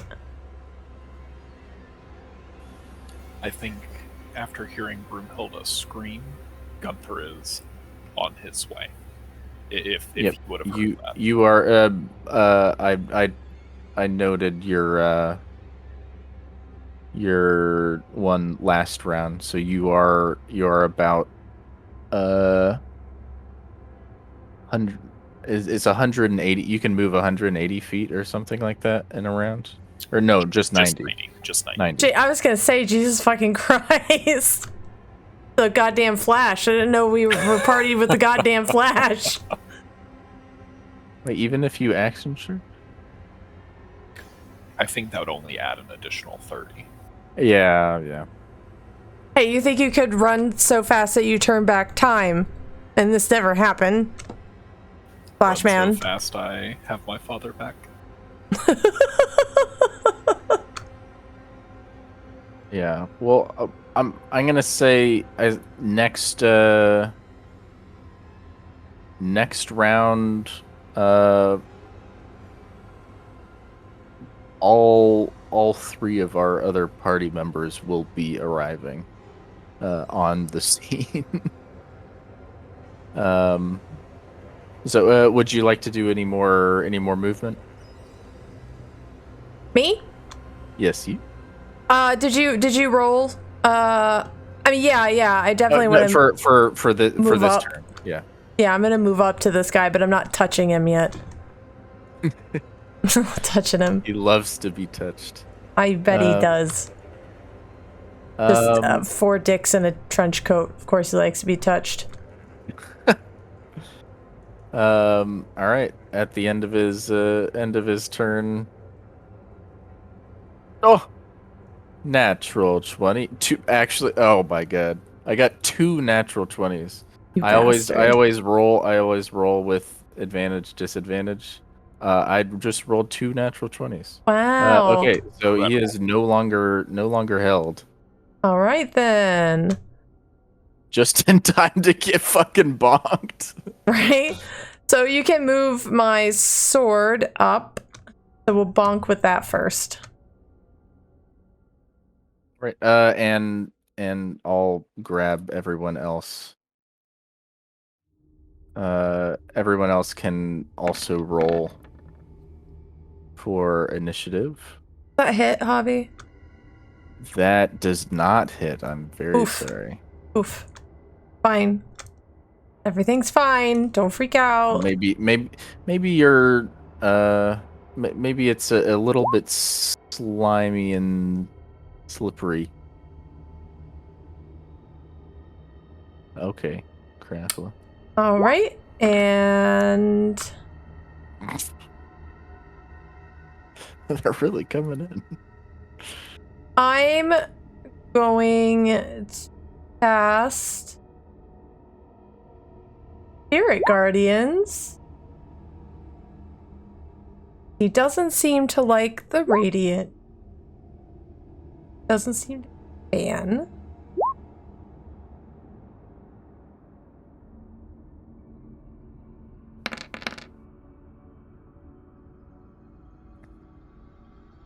So yeah, 20 Radiant damage. Wisdom 17. Yep, I think he still takes fails. half. Yeah, he takes half on He- his save. He fails. He's going to be taking the damage. Yikes.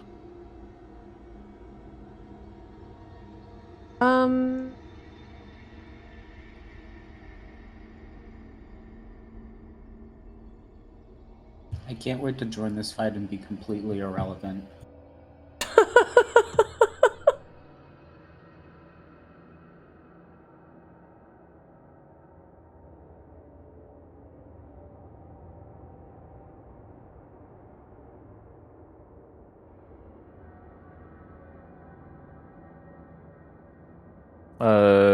Yeah, and I think that's my turn.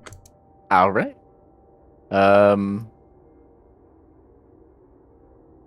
We'll go ahead and go with Gunther now. All right. Gunther will move 5, 10, 15, 20, 25, 30. And bonus action dash 5, 10, 15, 20, 25. 5, 10, 15, 20, 25. Which should get him within range. And Alright. he will take a swipe with Verloren. All right. Let's see. you hate All right, to see. that is not a hit. Unfortunate with your first swing. It's always unfortunate for the first swing with a weapon to be a miss. All right. And that's his turn. How'd you go? No. Oh, you're doing your best. All right.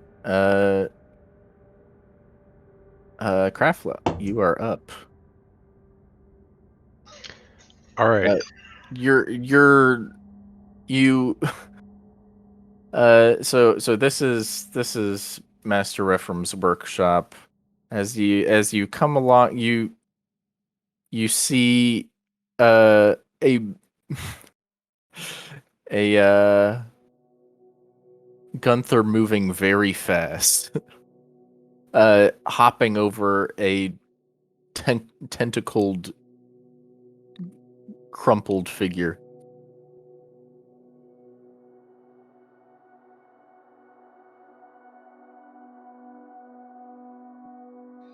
All right. I just need to figure out how far I can move. I'm not sure I can even see this guy from where I am, right? Probably not, no, but you did see where Gunther went.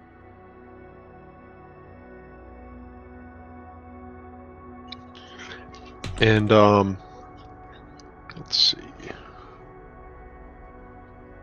Hold on just a sec.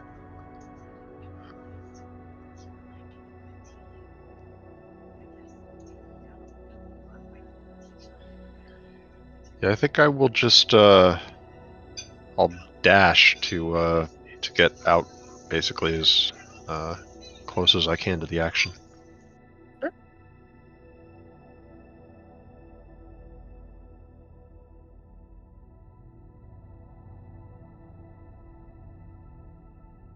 All right. And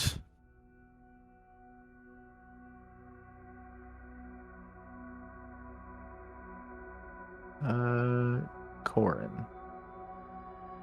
Go ahead. Let's see.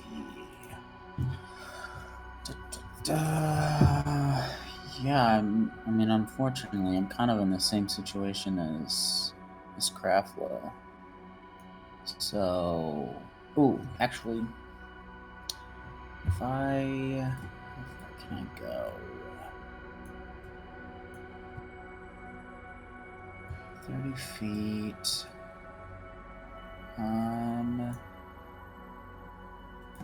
If I were to move, shoot. Could I see them from there? Could I see Broomhilda from there? Broomhilda, no. Shit. Then I'm going to. Yeah, it would be along this line. I'll dash as well. Bring myself to here. All right. And that is my turn.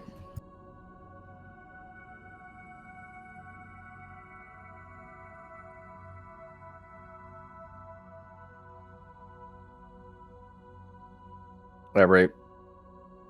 Scum time.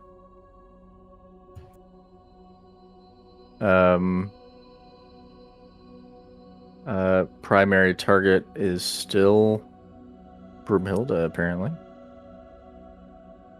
Knives in his tentacles. Bit rude. Now you are vampire. 10 as it is a miss. Woot woot. And a 26 to hit. 10 piercing damage, please. Also going to reach out with his weird hands. Attempt to grab you and enter your mind. 26, another 26 to hit. What the fuck? You're gonna take 22 psychic damage. Oh God. That is... I rolled very well. I am not looking good right now, ladies and gentlemen. Yeah, I think you're probably that is a lot of that is a lot of damage. Psychic Yeah. damage. All right. Um and it is over to you, Broomhilda. All right. Let's start out with the spiritual weapon.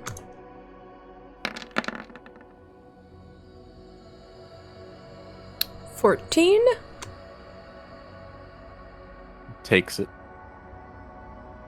Take it right up your arse. Fucking scum.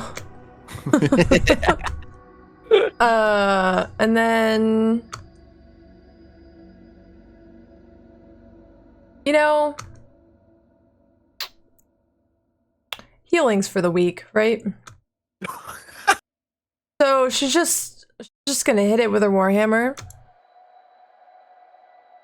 We're gonna do divine strike on that. Was that a hit? That does hit.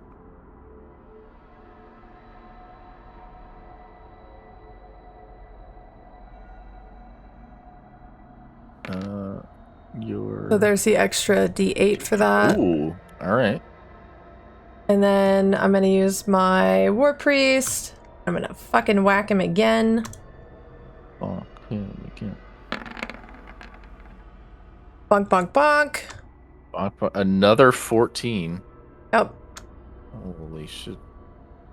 What, Spicy. that is 3 14s in a row. Holy shit. Yeah. That's pretty good. You know? That is pretty good. I'm feeling good. It's a lot of damage. He's hurting. Yeah, well, you know, I really want him to die before the next round, because it's me or him. All right. Top of the round, Gunther. And what's Gunther up to? As you just saw a tentacle attach.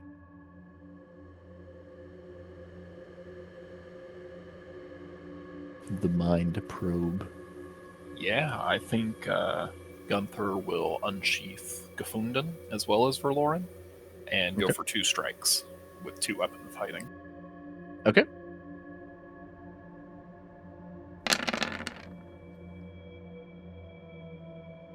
Oh. Sorry, ignore the sneak attack damage on that one. Well, both of those are definitely hits. So that is 12. Right? Plus 18 sneak for the first attack there. Right. How's he looking?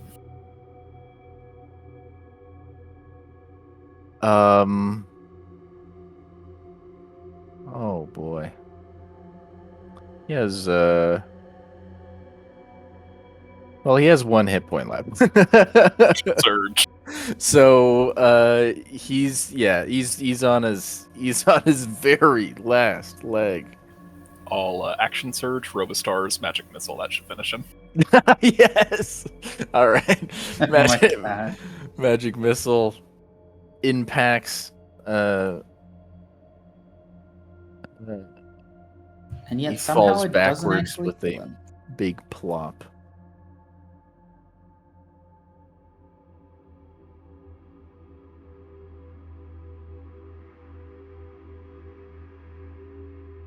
Broomhilda's just like instantly just slumps over and is panting really hard. Oh, you guys showed up at just the right time. I thought I might be a goner there for a minute. Gunther steps aside and like tries to comfort Broomhilda. What happened? What's go? Corin, Craftlo. Hey, what happened? Well, I was just sitting back there on the stoop. The Ephraim guy, he, been real rude to me, you know? And I was just trying to find me friends, and he was, oh god, what a rude bloke. I just, I lost you again. You disappear. You're really good at disappearing. You got a real knack for it. Anyways. Champion. Anyways, so I just sat on the stoop, because I figured someone might find me, and then the wrong people found me. These guys just glaring at me from the alleyway. I had to defend my life.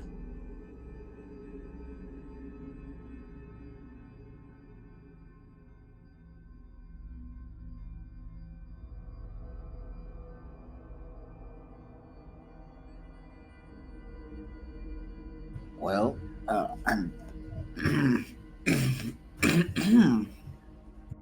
I'm glad that you seem to be okay. Oh, I've got an horrible headache, and she touches her head.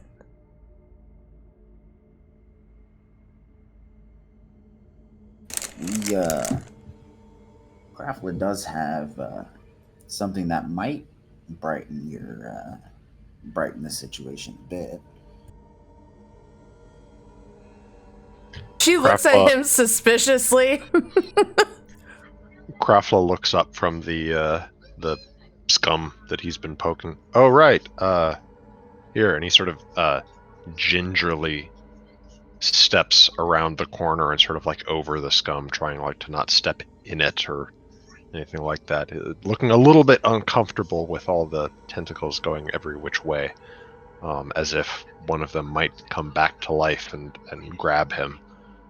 Then he sort of seems to get over himself and reaches into his pack and pulls out sort of a lumpy, kind of greasy, oily object wrapped in parchment paper and presents it to Brumhilda.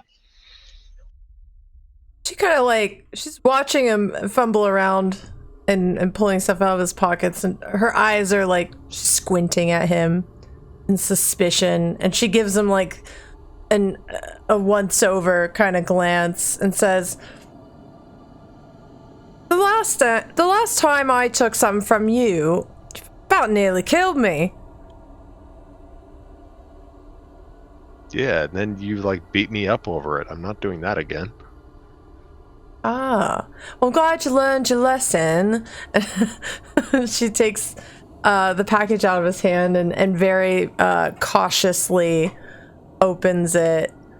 But the smell is quite overwhelming, and as soon as she realizes what it is, she just starts digging in, and as she's filling her mouth, she's, oh, Krafla, oh, this is perfect. I've just been sitting here and my belly's been grumbling this whole time, and I thought I was lost, I was alone, and I just wanted to snack with my friends, and she in the middle of eating just bursts into tears in front of everybody.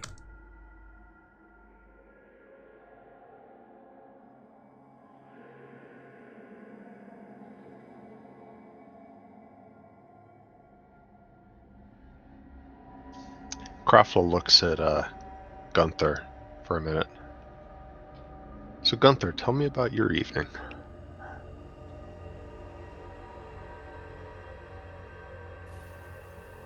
Well, I headed back to the Sea Ghost. Yeah. And figured, well, maybe it'd be good to do a little bit of walking around town. Crew's lazy pieces, well, you know. They're not lazy at all. I asked them to do one little thing, and they... You lied to them.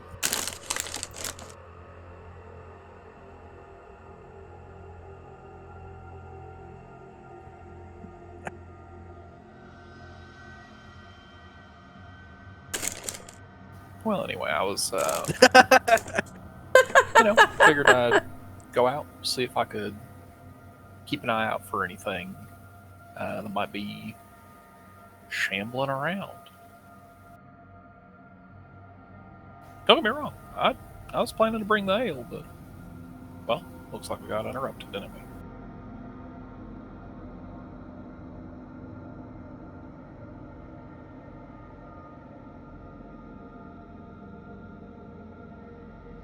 So, what are these things?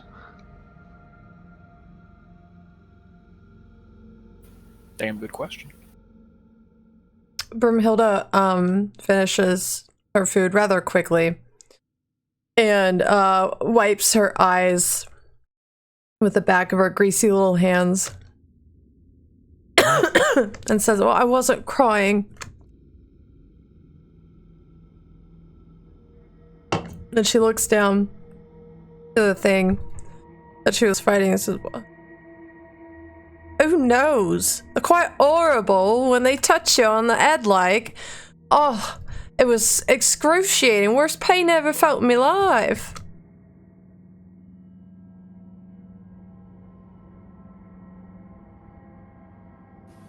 Grafla, do you want a hand poking around this thing? Trying to figure out what it is?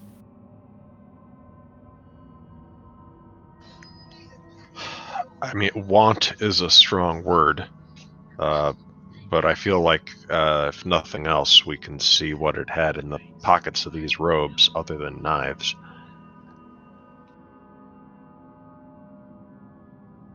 Could you describe how you search it? I'm probably working with this this one to the south of me that I've already sort of eyeballed and figured out exactly where all the tentacles are, and I'm gonna try to like sort of tug the overcoat away from it. Is it like stuck to it? Does it still have like arms going through it, or can I get the sort of the coat away from it without a lot of trouble? I guess as you come up to it and like start trying to like, are you still trying to like manipulate it with your foot, or are you like actually touching it? Well, I'm trying to grab the cloak and not touch the body because the body's gross. I'm trying to pull the cloak off of it. All of its clothing is absolutely soaking, sopping wet. It's kind of like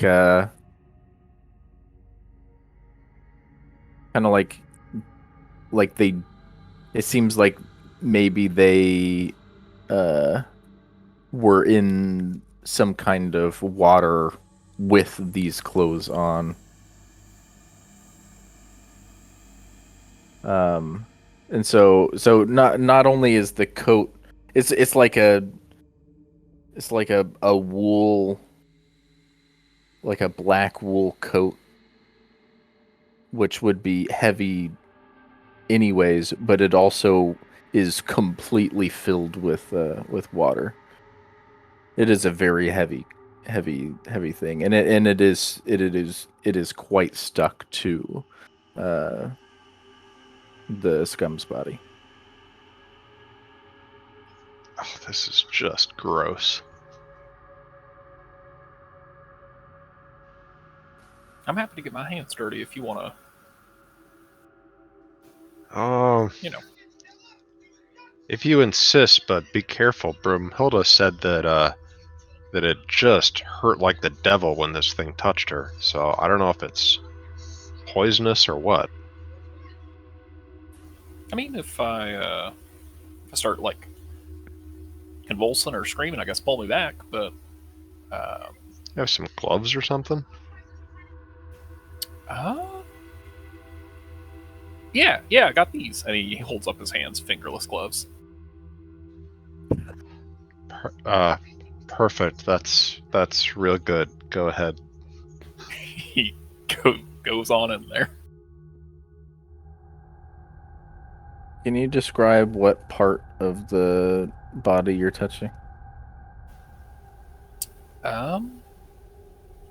Pockets are probably near, like, where the torso turns to tentacles, if I had to guess. Okay. Probably kind of around there, maybe checking to see if there's an interior pocket in like the breast pocket. If there's one of those. Okay.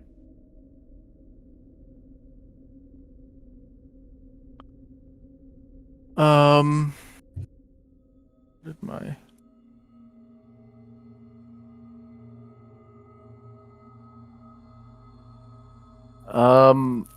it's it is very nasty. As you dig around, you do manage to find a pocket. It currently doesn't feel like it has anything in it.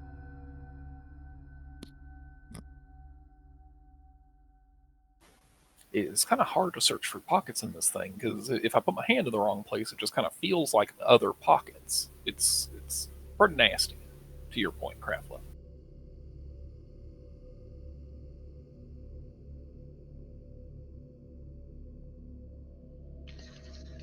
Is there any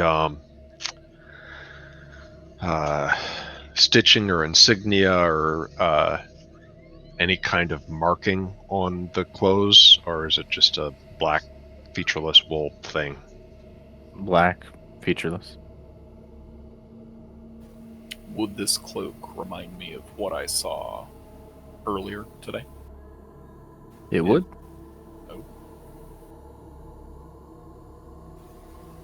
I think these two have been watching Master Ephraim's house for, well, since we got into town earlier today. And I would be shocked if these were the only two that there were.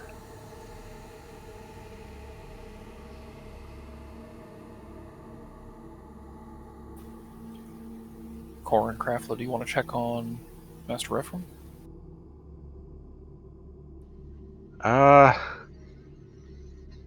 Honestly, no, I don't. He won't open the door anyways. He's Wait, quite why not? rude. What did you do? Well, I was trying to ask him where my friends was because I got lost. And then he shushed me a whole bunch and he yelled at me. And he locked the door back on me. He's not gonna come out. He don't like us very much.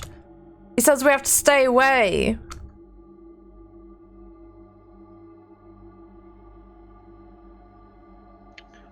I honestly, I'm about prepared to roll these into the bay and leave. Yeah, I'd like to go somewhere safe. I don't feel so well right now. One quick thing before we do that. Broomhilda, what hurt you? I mean, of course it was carrying knives, but you mentioned agony? You mentioned pain? Yeah, he touched me head with them big, long, creepy fingers of his. And it sent like needles in me brain. It's quite terrible. Couldn't think. All I could do was scream. That's when you guys showed up, so you must have heard me screaming. You know I'm not the type to scream. I'm very brave. How need I remind you? And she like puffs her little chest out. Interesting. Gunther's gonna touch the arm and see if he can figure out how it would have done that.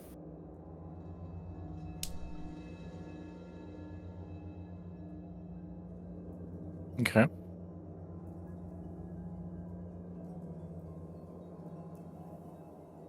Would you describe? Sure. Yeah. Yeah, I think Gunther will kind of lift up the arm. He'll kind of move his hands along it to see if he can feel anything or see anything that could have caused that shock to Brumhilda? No, lifting up the arms, inspecting it. It just seems like firm noodly appendage.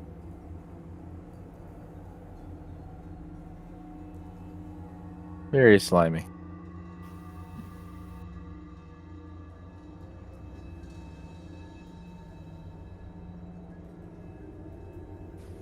Anything in the fingers? Anything in the hands? No.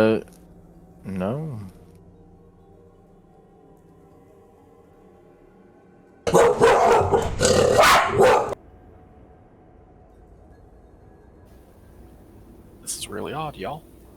I don't know what would have caused that pain, Brumhilda. There's nothing that I can see that would have caused it. I don't know what to tell you. As it happened, I didn't imagine it. Oh, no, I believe you. I believe you. I just... usually creatures have some kind of like barb or stinger or,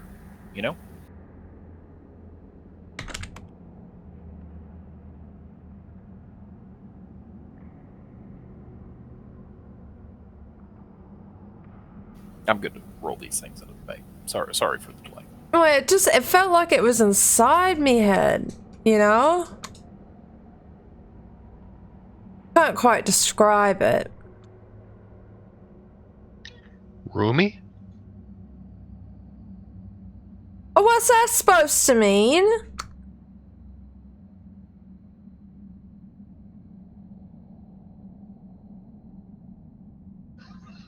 Traveler just acts as if he didn't say anything.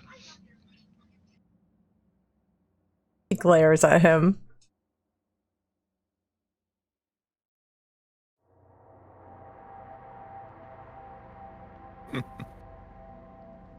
Well, how about I go grab that ale?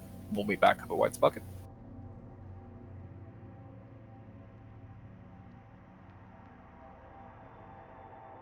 Yeah, sure. I guess the last thing I'll do before we literally do roll these guys into the bay and leave is I just want to check if there is anything unusual about the daggers that they had and dropped. Like if they're just a run-of-the-mill dagger, I'm not interested. If they are a elaborately, ornately engraved dagger that says the big bad evil guy is over here, I'm more interested. They seem pretty unremarkable. Maybe Okay. a little bit long. Into the bay they go. All right. They are. They definitely. They seem like they belong in there. Nasty, slimy, joined with nasty, slimy.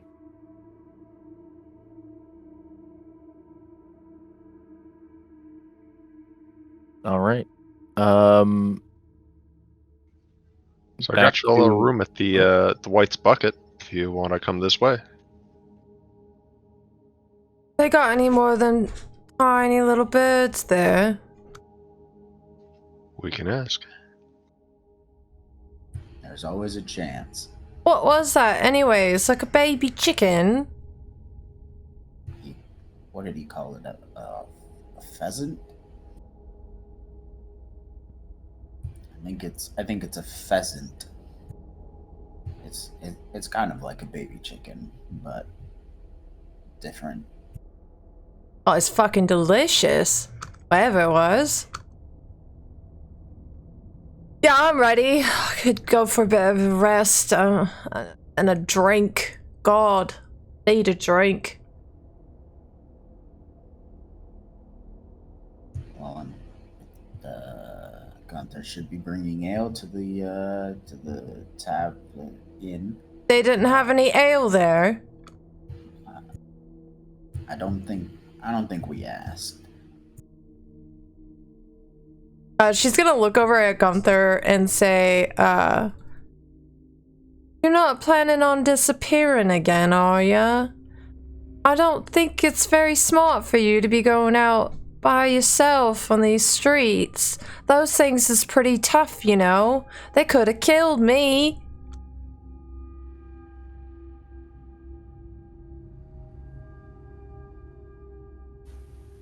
You know, I think that might be.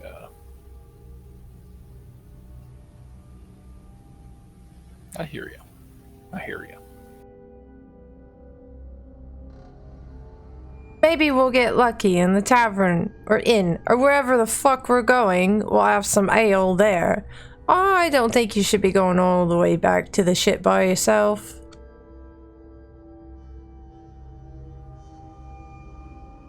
I mean, worst thing happens, I just disappear. Ah, you're good at that. Hide and seek chain. Your legs, you run real fast. It's I'll meet y'all back scary. there. Be careful. He takes off at a dead sprint. Oh, Jesus. A careful dead sprint. He's gonna look back to Orin and Krafa and say, I'm a bit worried about him, you know? Something ain't right with him. Yeah. I suspect that it mostly has to do with him being in the Doom Vaults for so long. Probably he just got used to surviving in his own way, and when you can only rely on yourself, there's no reason to stick around with other people, even if they are close friends of your father or close friends. I do hope he comes around. Yeah, me too. Quite like him a lot. I don't hate him. Well, trust doesn't come overnight. Come on, let's go get back to the white bucket. All right then.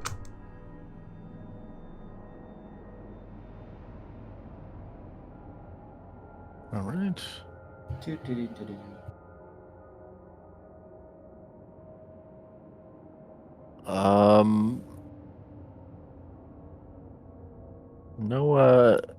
No more scum bother you on the way back. And you make it back to White's Bucket Inn. And the innkeeper is still there. He looks up and nods to you as you walk in. Seeing a new individual stands up and says, "Oh, you must be Broomhilda Thunderkeg. Here's your key." You wouldn't happen to have any ale here, would you? I've had a bit of a long night. Oh, we have a pale ale, a few spirits. Yeah, just take, just give me 2 mugs of ale. Absolutely. You wouldn't happen to have it any would be more right up. food, would you? It would take a little bit to get it prepared, but absolutely we could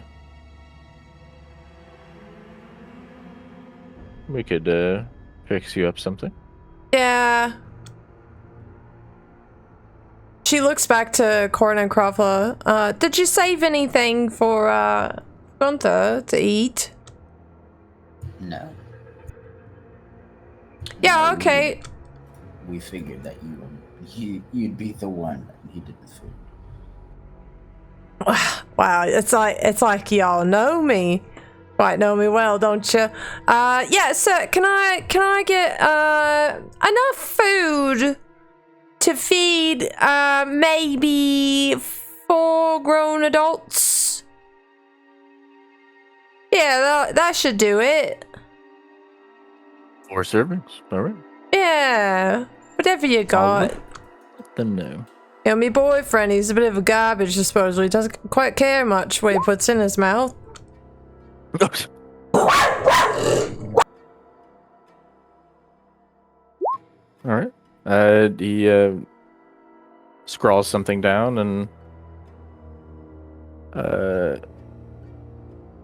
rolls it up into a neat little roll, and disappears behind the corner for a little bit, and then comes back.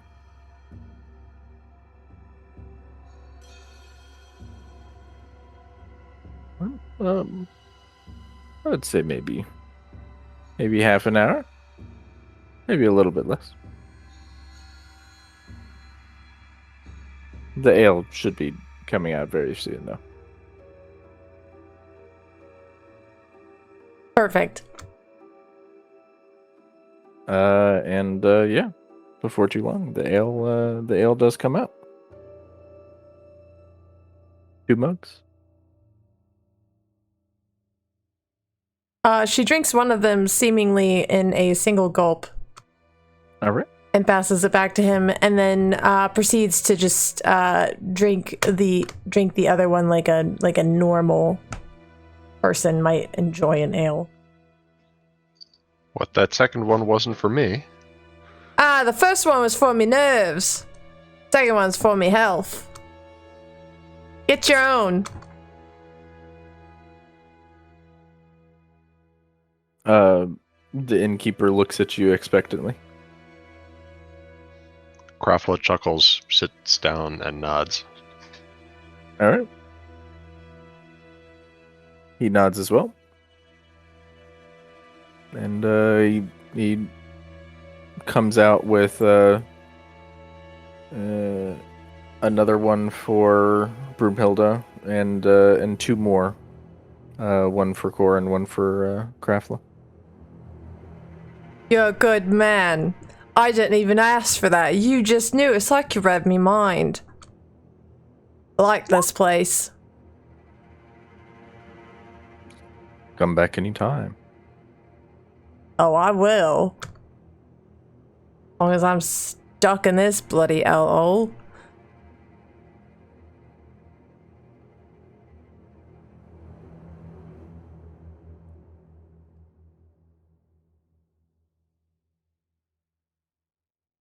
All right.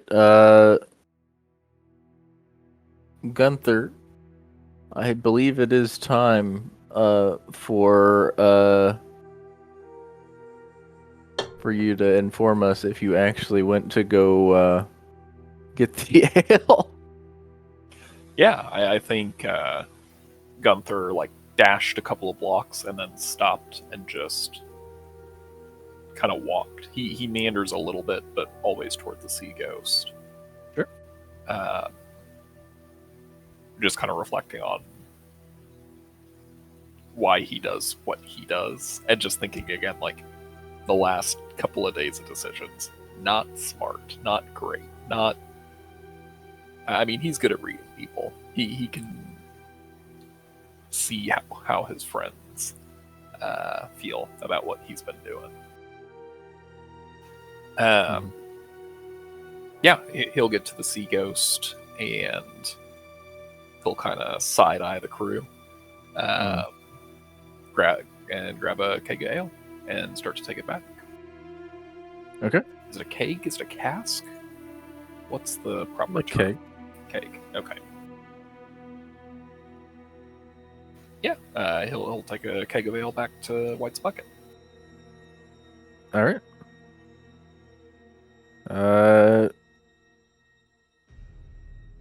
Yeah, I'd say it's probably like a 10-minute walk or so, and then get to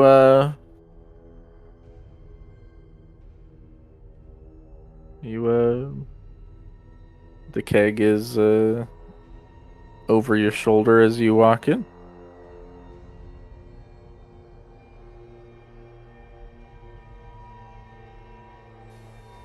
Gunther will set it down with Broomhilda.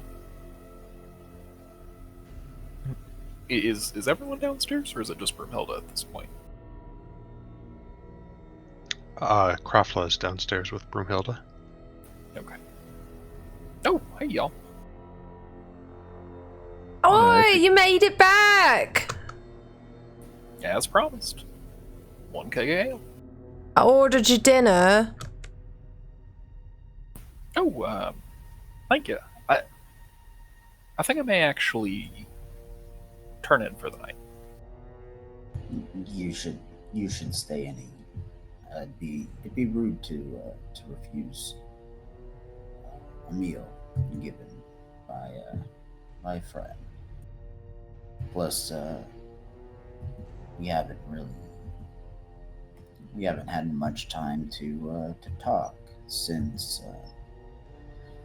we brought Morley Toad back into Saltmarsh.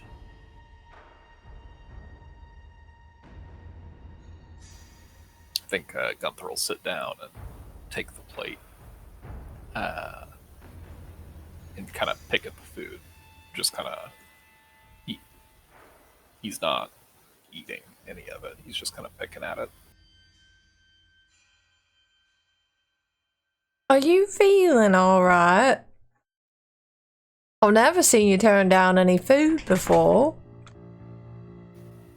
Oh,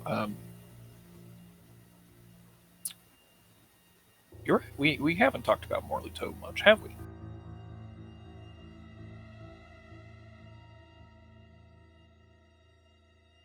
I was more saying we hadn't talked since then, and well, given the circumstances of you joining us, I think it's pertinent for us to try and figure out exactly how you fit into the group.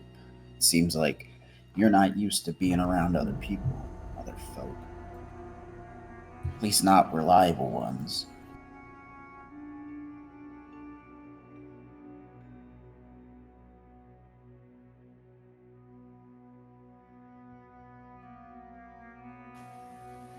I think you could say that, yeah.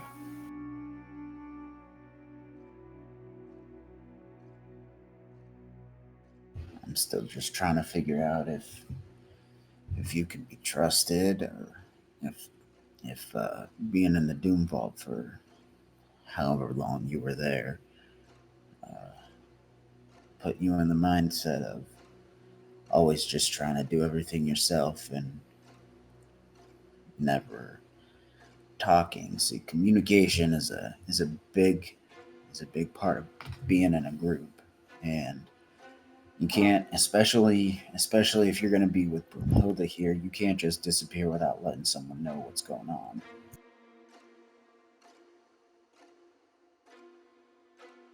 Also, Broomhilda's got a point. You kind of run real fast.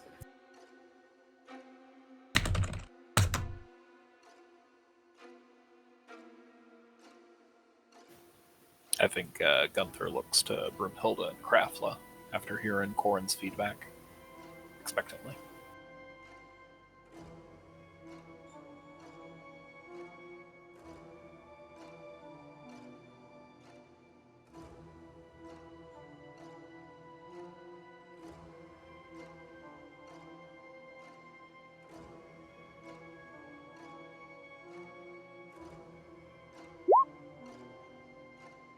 Uh-oh.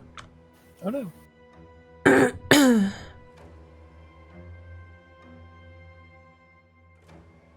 Any feedback?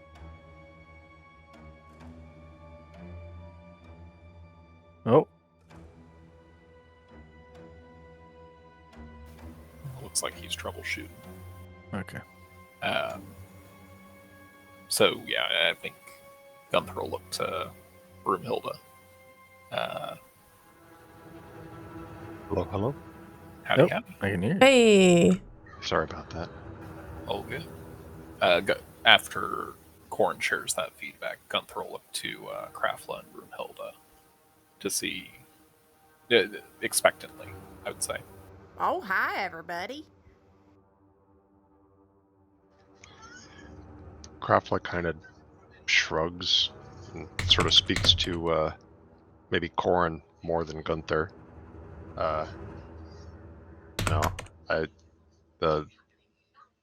you can't exactly just ask for trust so much as you got to earn it, and we've really only been with Gunther for a pretty short amount of time, so I don't know if it's entirely reasonable to ask that he trust us. And then he looks a little bit sort of more at Gunther. I think the only thing that I'd say is when you run off like that, it doesn't always make us that inclined to trust you, and more important, I think you hurt Broomhilda's feelings a little bit. Well, yeah, it did hurt my feelings just a bit. I don't think you meant it.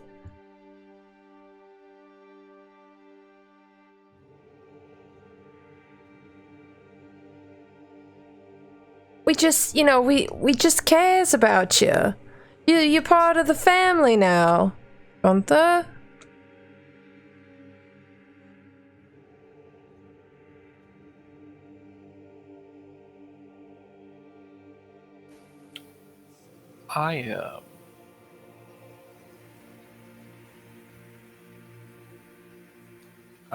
I'm sorry. I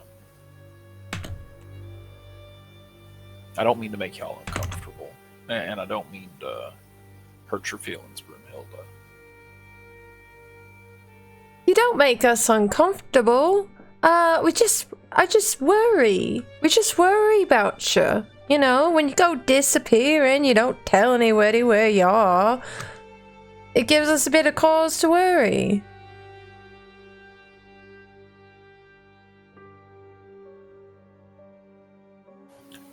I'll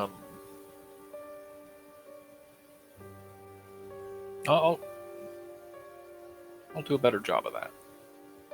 I'll do a better job of communicating. Appreciates it. I know y'all were friends with my dad, and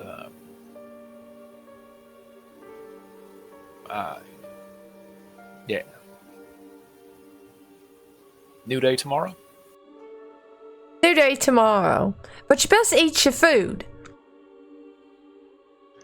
And before we get to tomorrow, I wanted to pick your brain, Gunther. Maybe not like the beasties scratching at Broomhilda, but you got a good head on your shoulders, and I'm real curious whether you think that we should be headed to the asylum or the garrison in the morning.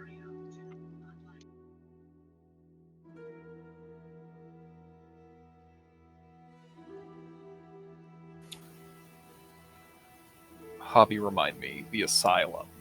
I know for the garrison we are appointed a Constable Jude. Can you remind me our point of interest at the asylum? Was it just the asylum in general? The asylum is where Jarme was held, awaiting his execution. It's where Master Rephram went and was denied visitation.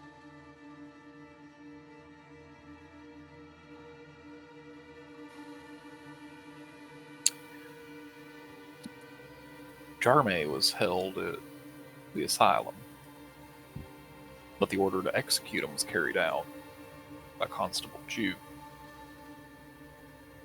No, Not carried out by Constable Jude.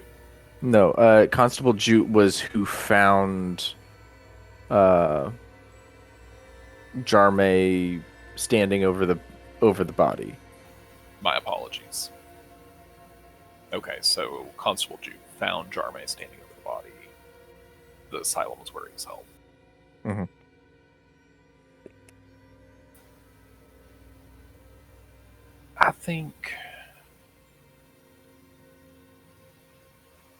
I think we start at the asylum.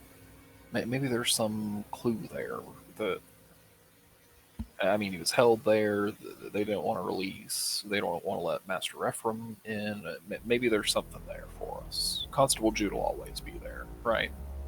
But if I've learned one thing, it's if you're looking for evidence, not the type that comes from another person, not a statement. There's only a short kind of window to get to that before it disappears or becomes not helpful.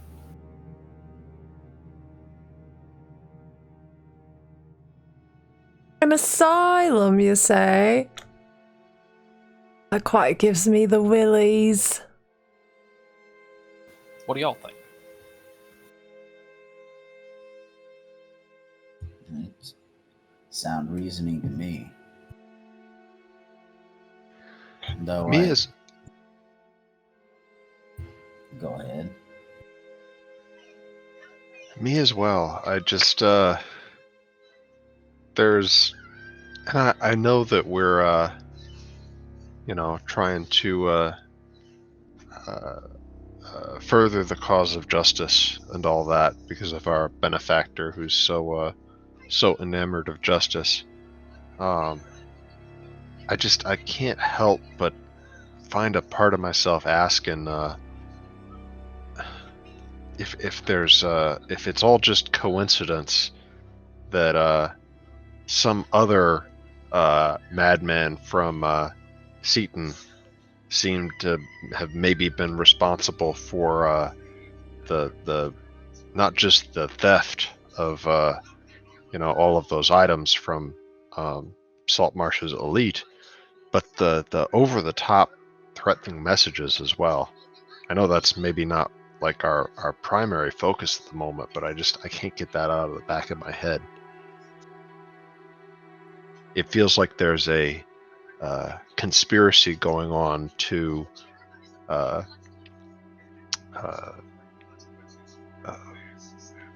prevent people like Rephraim from sticking their noses where they don't belong. And geez, why have two conspiracies when you could have one grand conspiracy? That's an interesting conspiracy. I got to add that I could see those creatures touching your head with the little wiggly bits. I feel like if they touch the right kind of person, it'd make you go kind of crazy.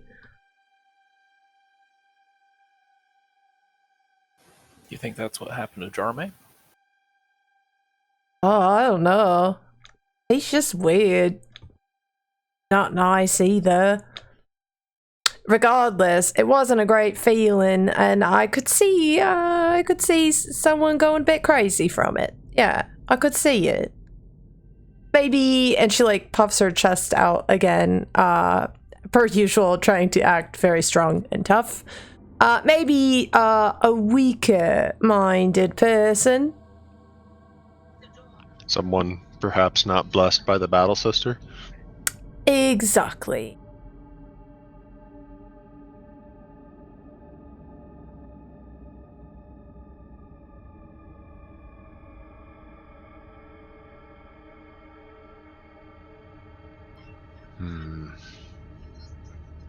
Do you think we'll be able to find the answer at the bottom of these mugs?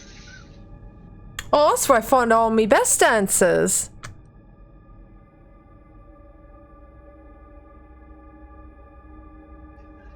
If not, I think I may finish this one and I don't know, maybe follow Gunther to the asylum in the morning. Sounds like a pretty good plan to me. Yeah. Oh, I could do that. I do need to rest a bit though. I'm not feeling so great. Took quite a bit of my stamina.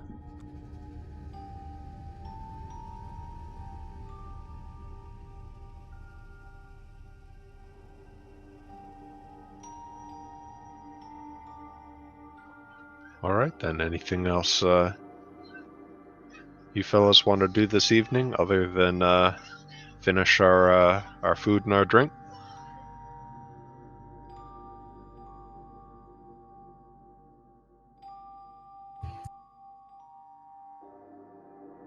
No, I think I'm good to turn in and continue our investigating in the morning. Agreed. Yeah, as the night winds down and ale is drunk,